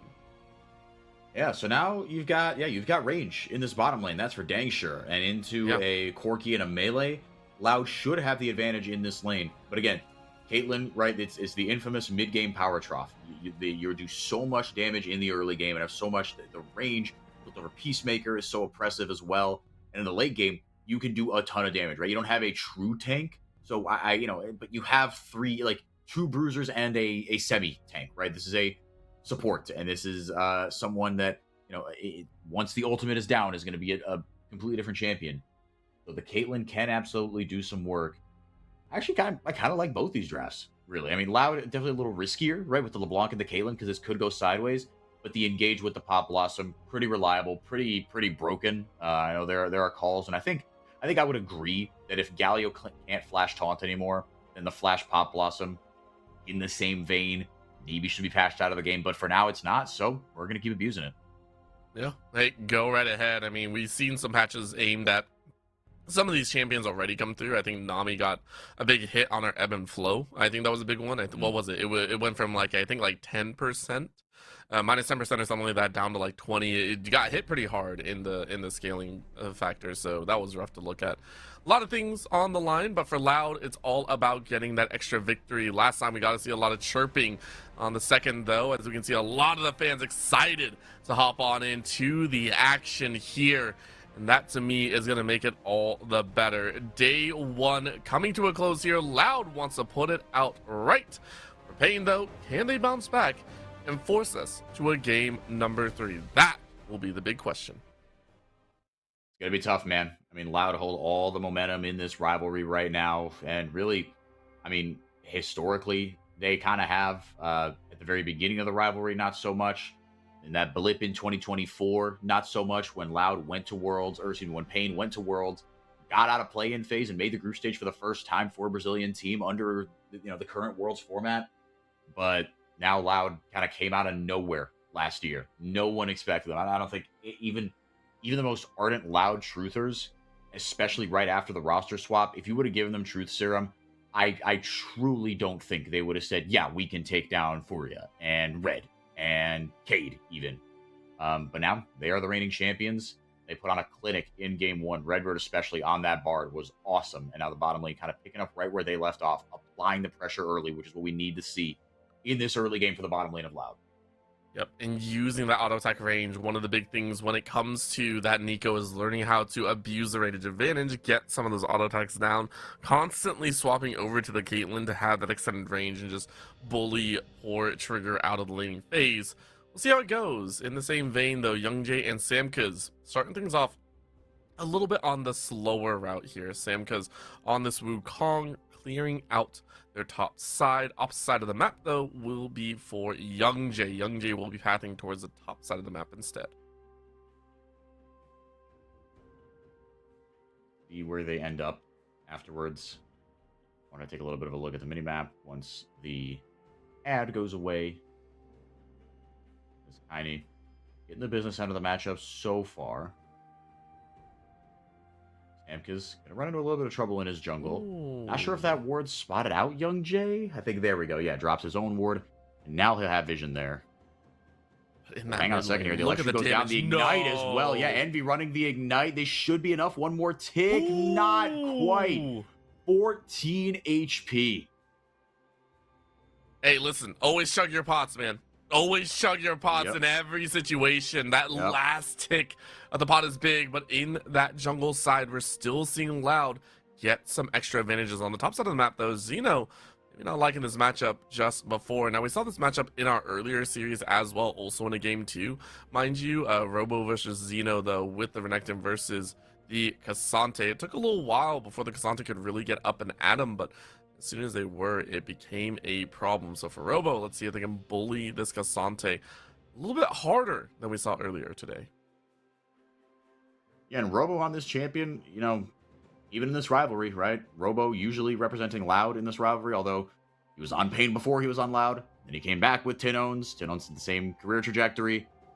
And Robo, he's monstrous on this champion. He knows this champion backwards and forwards. He's done some very inty things on it, but he's done some very, very good things on it as well. So curious to see how this one goes, if Robo can take down the rock that is Shino, especially Orbital, before that Bramble Vest comes through. Because I guarantee you that's what Shino is rushing. Yep. I mean, it makes sense, and I would also be inclined to see. So we'll see if it pans out. Redbird, though, wandering in once more. You can take a look at Envy inside of that fantasy side. Good and amazing start on that Aurora, trying to look even further down the line with the LeBlanc, a champion that is well known to take souls and take lives and just take everything. At the same time, it can fall very, very quickly. Not quite level 6 for either one of these top laners. Yeah, level 6, we're not really coming for anybody. Youngjae, look at this jungle difference, man. I mean, it is just, he's doubling up. Samkaz right now, taking away that blue buff, really set Samkaz very far behind. But now again, level 6, such a nice spike for Young Jay. I would say even bigger spike for Sam Kids. That double Cyclone can just change the timbre of any team fight you put the Wukong in. But Young Jay, I mean, yeah, he's got to figure out how to accelerate this advantage. Yep. I wonder for Young Jay if it is just going to be, hey, we got to play a little bit slower. You can see Envy still getting a lot of the better of the trade factors. We even went for the refillable, knew that they were going to be trading out a lot of their HP value. Kaine even going for the no magic mantle early, saying, I really can't deal with this. It's a little bit too frustrating. I have to get that magic resist started ASAP. A little bit difficult to see there, but we'll see if we can do a little bit more. Chain goes wide, so Kaine is able to dance, but the final chain does land. There's going to be a problem. What a grab though on the top side. What am I watching? Where did this come from? Zeno gets Oh my god, he hit level blocked. 6. Robo might have a chance. Cooldowns are coming off. All Out is still available, but you're running for your life, and Robo wants to chase down. Good sidestep from Zeno, though. And what was that? That was a snap decision. Did he get enough for the execute? He did. He did. Okay. Very nice. Because I don't think the damage actually came out from Robo, but my god, that was very scary. Yeah, that was wild. And now here comes that ever important Bramble Vest. Oh, he's got level 6. Kaine. Oh, that hurts to see. That really hurts to see. That chain, when they slid in just to try and get some extra damage off, that stings. Loud coming away with first blood. Big first blood there. Onto Young Jay. Again, right, this Aatrox can be kind of boom or bust. But with the setup that they're giving him, it looks all right so far. Bull definitely having a good time in lane. Came back with a BF sword. Not able to kind of really slingshot that a bit. Well, I say that. He's up 2 waves. So clearly he's doing all right here. As Bull, or I should say Trigger, going to push that lane in there. Let's get another look at this one, though. Young Jay, yeah. Once he got that level 6, dropped the Infernal Chains. Wasn't really much that Kaine could do. Yeah. I mean, this is... Kaine, you're in for a struggle unless you get a lot more help, and Envy's going to be ruling this. I mean, I love the fact that Envy even has like the cloak afterwards, just billowing out behind, saying, I am an empress, I am a queen, and you will bow to me. That is a fun one to look at, but for Loud, it's a big win. Already a 1.8k lead. Very, very nicely done, and maybe a little bit more for their own as well. I am wondering when Loud decide to expand upon their early advantages once more. It's always a fun little calculation, as that last tag of the Peacekeeper is just frustrating to look at. Kaine, though, getting bullied once more, losing half their HP, consistently being put in the ground. Yeah, Kaine not having a great time in this Azir matchup. I mean, look, your job as the Azir is not to dominate lane, right? Is to do damage in the late game, so... It's not that it's like, you know, some huge loss, right? And it's only been the 1 kill through 7 minutes, to be fair. But it's been consistent pressure. Now, Shino. That's just a little catch. And, I mean, this is a continuation of what we saw earlier, right? It feels like Shino has been waiting for this moment, taking much further advantages than we saw previously. Shino is already off to the races. 1 kill up. We, you know, you pick the Renekton into a tank matchup. Such an effective neutralizer. And now Shino, he's very much in the ascendancy. And Envy, I mean, every time we look up there, Envy is just shoving Kaine under his own turret. Yeah, well, on the bot side, it's a whole different story, as this is going to be the dog pile Cyclone being utilized by Samkaz. But Redbird is able to survive, and Young Jay is now turning the tables here. Nice double slam. Not much more to be had, but a flash onto Samkaz as they're trying to turn it around. And it looks like it's going to be one. Bull is able to get some revenge. That's the dash forward. W doesn't fully land, but it's enough with the auto attacks in the chain to finish. Envy comes away with a second, well, at least an assist. All the gold, though, going Bull's way. 2 for 1 for Loud. Right place, right time for Envy. This LeBlanc gets accelerated. Watch out. And he got Bull a kill as well. He's going to be on to that first item, which I think it might be just IE Rush. I don't know what Caitlyn does these days, but get another look at this one. Young Jay and Samkaz, they find each other. Young Jay a level up. Trigger, not level 6 yet. Dings it in the middle of the fight. The Cyclone looks good, right? It gives a decent window for Trigger to do some damage, but he just doesn't have that big pop yet. He doesn't have, I mean, you know, the Triforce, he gets the Conqueror pop there, but once Envy showed up, it was a completely different story. And then you've got so much left to tangle with. He got the shutdown, though. Did Trigger. So that's big Then Corey was just playing defense, man. And Young Jay, or I should say Envy, got decent. Again, had a really good impact in this fight. You can see the total gold there on the left. All 4 members of Loud, Oof. all 4 members of Pain, and then the supports. Yeah, that is. If that's a metric that you want to use to showcase where the game is at, 100%. It is so good. Young Jay even able to take a look at that graph, though. Okay, my eyes. Was not expecting that one, as that's going to be another all-out Robo trying to dash their way to safety. Ooh, I don't think it's going to happen. Last little knock-up as a follow-through with a dash. This Croc is being dismantled around the side, and it hurts to see if you're a Pain Gaming fan. That's a rough one, man. That feels really, really bad. Robo now in this matchup where you've got to get the ball rolling. You've got to be a force for your team. Now it's Shino, and he is on this Cassante, man. He's just going to turn into an absolute demon, right? The copy pasta writes itself. Cassante is not what he was kind of in his heyday, but Shino, he's a solo kill monster, and he's already up 2 right now, and he's cementing himself as just such a force to be reckoned with coming out of Academy, and I mean just dominating right now. Coming over from the Cade Academy, actually, and they have quite the talent pipeline. They've got them and Furia, just some of the best infrastructure, along with, I mean, Pain and Red kind of in close seconds as we get a fight here. Redbird. Redbird stepped up a little bit too far, but turns it around in immaculate fashion. Bull just allowed to grab life by its horns and swing for the fences with Young Jay in tow. Oh, it's Loud all day long, baby, as they grab 2 on the bottom side. Redbird played that perfectly. He didn't care whether he lived or died as long as he got that Pop Blossom off, because he knew. I mean, it was getting Trigger on the bottom side as well. I mean, that was the big thing. Right? If you lock Curry up, okay, he's a tank. It's not really going to, that's not your primary target. But just barely on the edge of that Pop Blossom, went backwards enough to press R, lock up the 80 carry. Bull says, thank you very much, Redbird. I'll take it from here. And knocks another one down. Second kill for him. Gonna get another look at it. Yeah, started off well for Curry, right? I mean, he had the read, was able to get a knockback, right? Knock up, boom, get around, bonk, there's the headbutt. And then, here comes the magic play. Pops the Pop Blossom, goes right back in. And Bull, the whole time, to be fair, Bull was trained onto Trigger. He was laser focused onto Trigger. And that was that final thing that kind of pushed it over the edge. And now Bull, with 2 kills, got himself a Storm Razor. Boots as well already done. Cloud Drake up, man. 5,000 gold up at 12 minutes. Orbital, what are we doing, big dog? This is just too much. Loud is absolutely running away with this one. The Infernal Change means another one. 8-1. Louder up 6,000 gold at 12 minutes. Might be another kill coming in here. Oh, man. Ace in the hole? The barrier. I mean, that's lucky. That's lucky right there, but you lost so much space already. And I listen, you posited a question to me, and I'm still trying to search for the answer at this point. Loud are in full control, and I love the fact that at this point in the game, Envy is playing about trying to get the last hit on the kill just to stack the Dark Seal. Yeah. Was waiting for the final auto or the final slam coming out of Young Jay. Was like, can I snipe this kill away? Can I get 2 stacks instead of 1?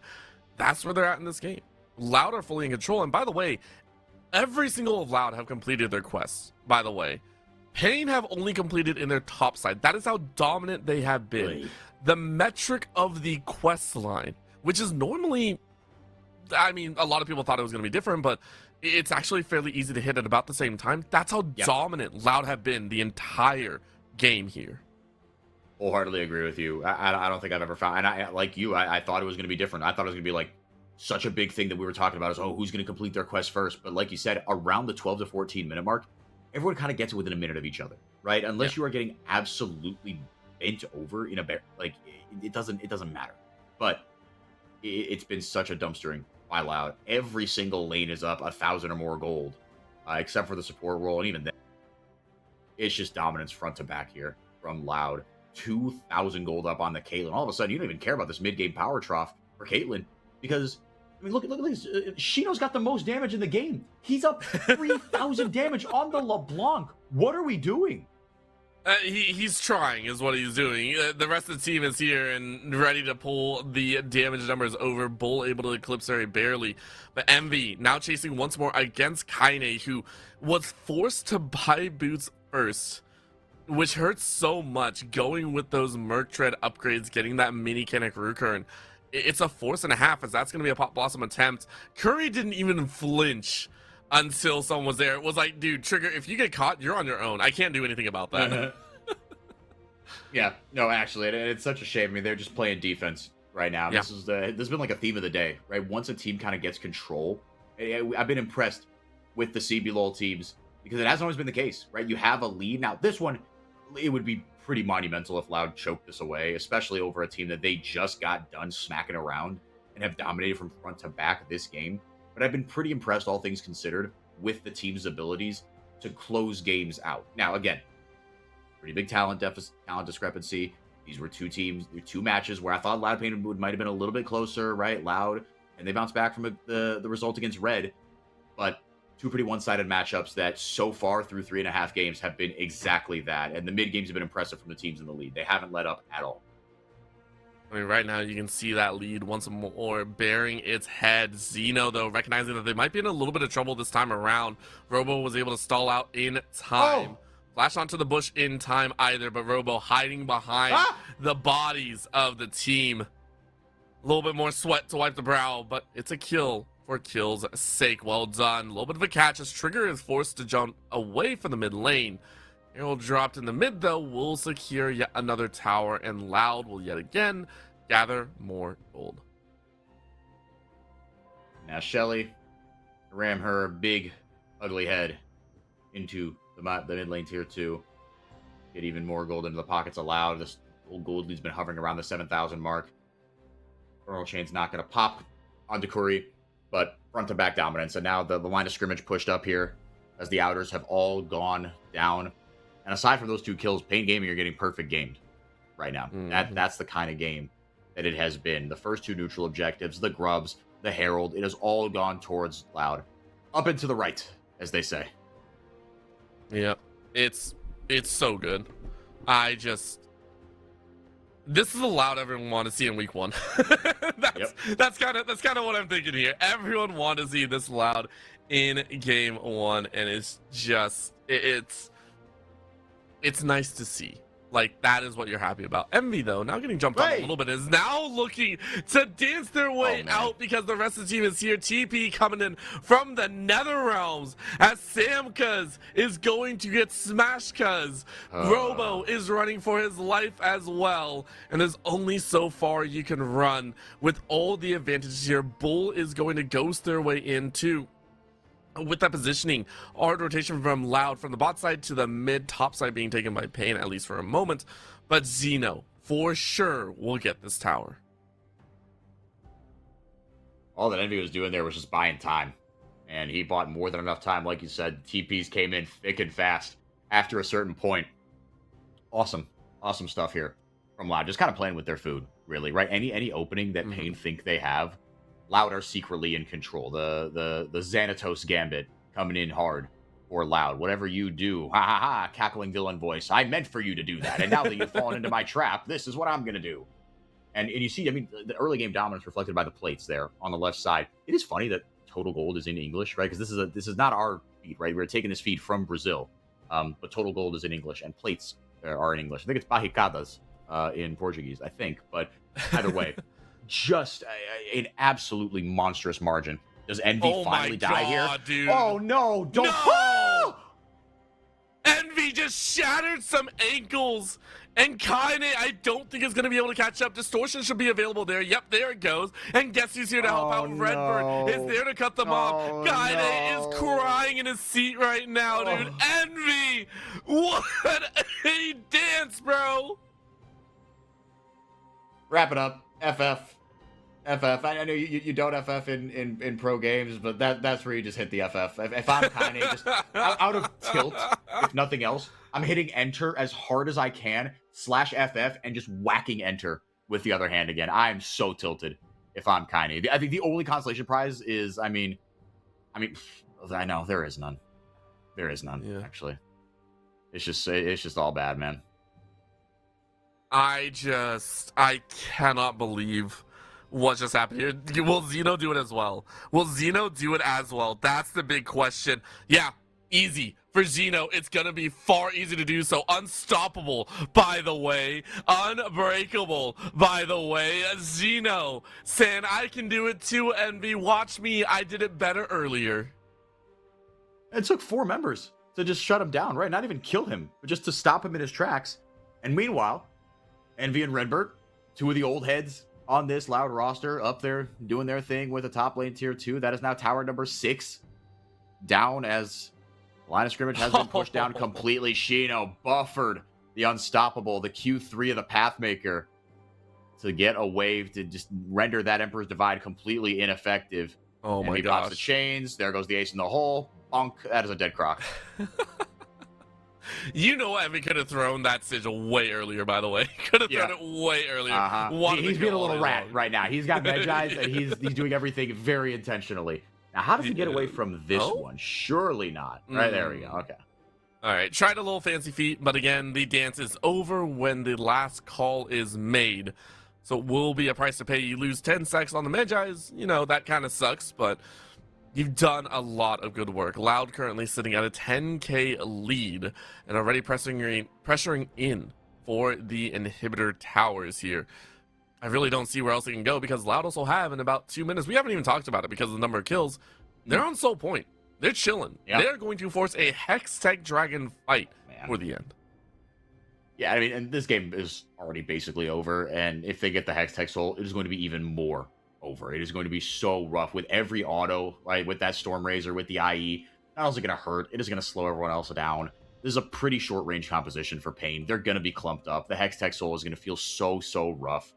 Make it so easy for Redbird to get in there, get those max effectiveness Pop Blossoms off as well.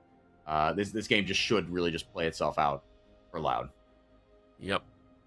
And I love this Redbird chilling in the wave. 4 caster minions. One's an imposter.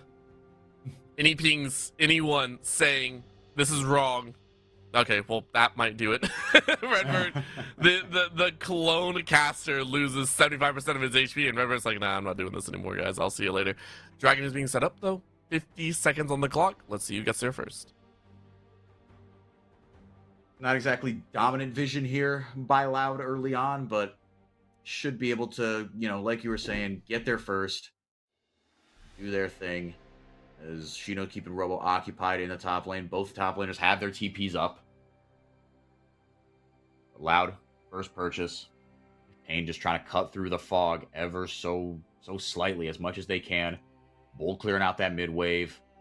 Loud actually are the ones kind of aggressing into the fog of war. I mean, do they just leave one there? Yeah, that's kind of what they're doing here, sending 3 up into the mid lane. I actually love this call. You say screw the dragon. You don't even have to worry about it. Let's just keep forcing in the waves. Let's see if we can get catches there. Samka is recognizing that they got to make a play somewhere. Curry thinking the same. But Envy has now rotated into the position to get a little bit of burst off. It is going to be the chains and out. Samka's deleted from the fight, and Zeno says you ain't going anywhere. Trigger getting auto down to oblivion. Flash on the wall for the DC as a tower dive destroys the likes of Pain. They feel their namesake, and Loud get loud as Curry is the only one alive. The beef is running back to the fields, but will be put to slaughter, unfortunately. Loud Ace Pain Gaming and only need the minions to take the base. This should be game here. The respawn timers are a little low, but I think Loud will be able to get it done. I mean, they'll certainly want to. I wouldn't be surprised if they just, oh, boo, come on. 23-minute, 15-3 win. That's what I want. I don't know about you. Robo doing his thing up top, going to grab his team an objective bounty, but that'll cut the lead from 13,000 to 12,000 in that kind of game. It really has. And remember, the gold isn't the only thing that matters, because some stats are unsellable. Welcome to the big leagues. It is Hextech Soul on the table. Loud. We'll pick that up. Get another look at this one. Like you said, Curry and Samkiz, they had the push there. Potentially they could buy some time. It could be a 4v3, but I don't think they knew where Envy was, or at least they lost track of him. Because Envy, to be fair, played this fight really well. Played the approach very well. Pop Blossom goes off. Redbird eats the Emperor's Divide, and he's the only one that gets put out of position by that. Everyone else is just as easy as you like. And the follow-up was just so simple and clean, as they say. The fact that they even had to wait for the minions because of the Azir tower is like icing on the cake. They went faster than the game wanted them to go, so that is where they're currently at. And once again, we're taking a look here. This is Robo taking another tower, but the death of your teammates might be far more important. A final auto came out, I think, from Envy. That could not have been a sigil. And it's another death on the table for Samka's, leaving Baron completely open. So this will be the death knell. We got the Hextech Soul. Robo is just, I mean, preparing for the aftermath of a potential flip or a potential miracle, making it so that they could get an inhibitor off a miracle if this works out for them. Young Jay will help take that down. Second Baron of the game over to Loud. I mean, just an absolutely monstrous performance as Kaine will get away. I think the only thing I would be upset about is if for some reason Loud are not able to close out in the next 5 minutes, right? That to me would be a very rough time. If you somehow let this game go to 30, I would even say like 29 minutes, I'd actually be really worried, I think, because that would mean, number one, that Loud had kind of fallen into their old ways, maybe giving over some of the late game, or Pain found the opportunity, they found some mistakes, because I really do feel it should end within the next 3 minutes. I mean, even Curry is like, I don't want to see this. I have to get back to my base right now. MV chasing Trigger back to the broken inhibitor. Oh, Bull. No, Bull. Not like this. That's the bullying that we wanted to see, and maybe I cast a curse it a little bit too quickly. Redbird now caught in the wrong spots. It is going to be a shove, though, as two are taken out of that top side. But Gino has drawn Kaine away from the rest of the lanes. And I feel like that inhibitor will be next to fall. So for 2 deaths, it'll be 2 inhibitors total.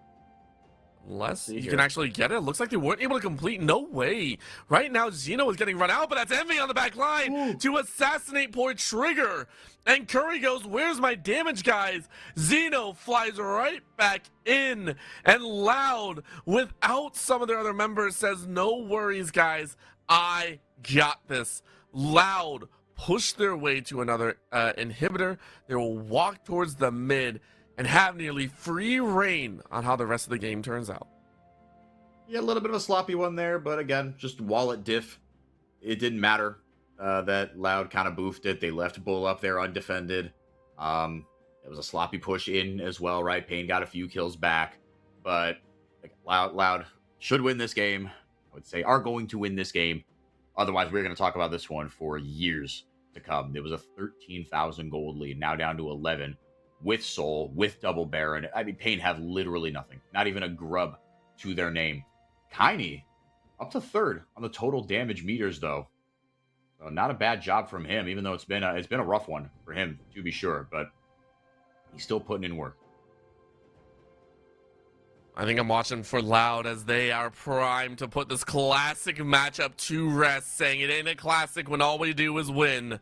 That's what they want to look at. Curie going for one last Hail Mary. TP coming in the back line. But that is Loud to say, you're going to pincer us. No, we pincer you. They break through the short end of that claw and turn to the remnants of Pain Gaming. It's only the tanks to survive, and they will be tanky, no longer made out of paper mache. Robo will fall a final ace for Loud as they will go to the series victory here in week number 2.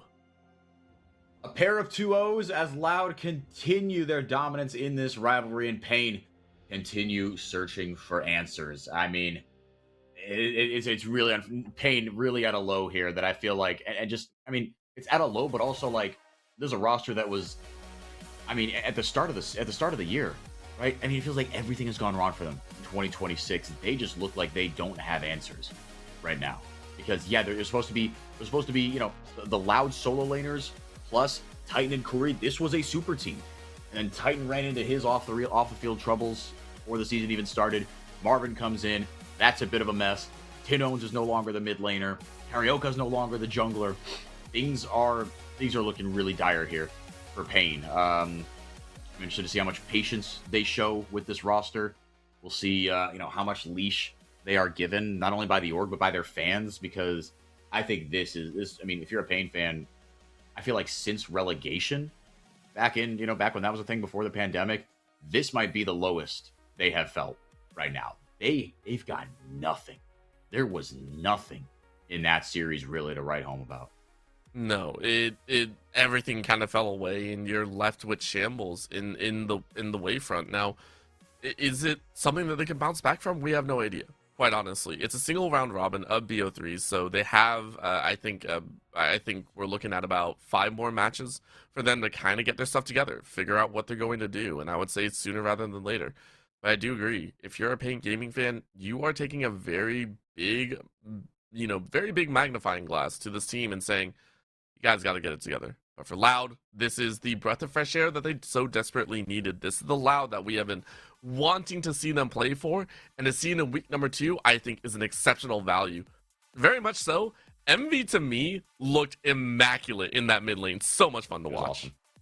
He was absolutely awesome. I mean, yeah, what he was able to do on that LeBlanc, it always made me nervous, like I said. But I mean, he it was from front to back. Right, I mean, Kaine did not have a good time in that game. Again, manages to get himself into a position where he's able to do a ton of damage, as we saw on the damage charts on the left side. But, I mean, he's got that pocket pick for a reason. It's banned against him for a reason. He can still be extremely effective on it, right? He's been in the league so long. He knows how to play a different suite of champions.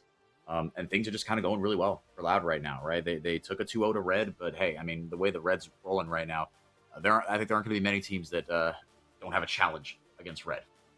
Yeah, I'm excited to see what goes down for the future of the tournament. Eyes are looking forward for a lot of these top teams, and at the same time, they're looking in a little bit different direction. Mainly for us, we're looking at tomorrow. Same time, same place, but a few different teams. It'll be Los versus Leviathan to open up tomorrow at 11 a.m. CT. That is 12 p.m. ET, and across the globe and all that fun stuff. The second matchup, it is going to be VKS versus Furia. That'll be the one following Los versus Leviathan. With that being said, though, we're done on the day. It was a treat to be here for all of you viewers tuning into the CBLOL English side. Thank you very much. My name is Orbital. With me has been 4Y4, and we had VermilionRose on the production. Thank you so much for tuning in. We'll see you all tomorrow.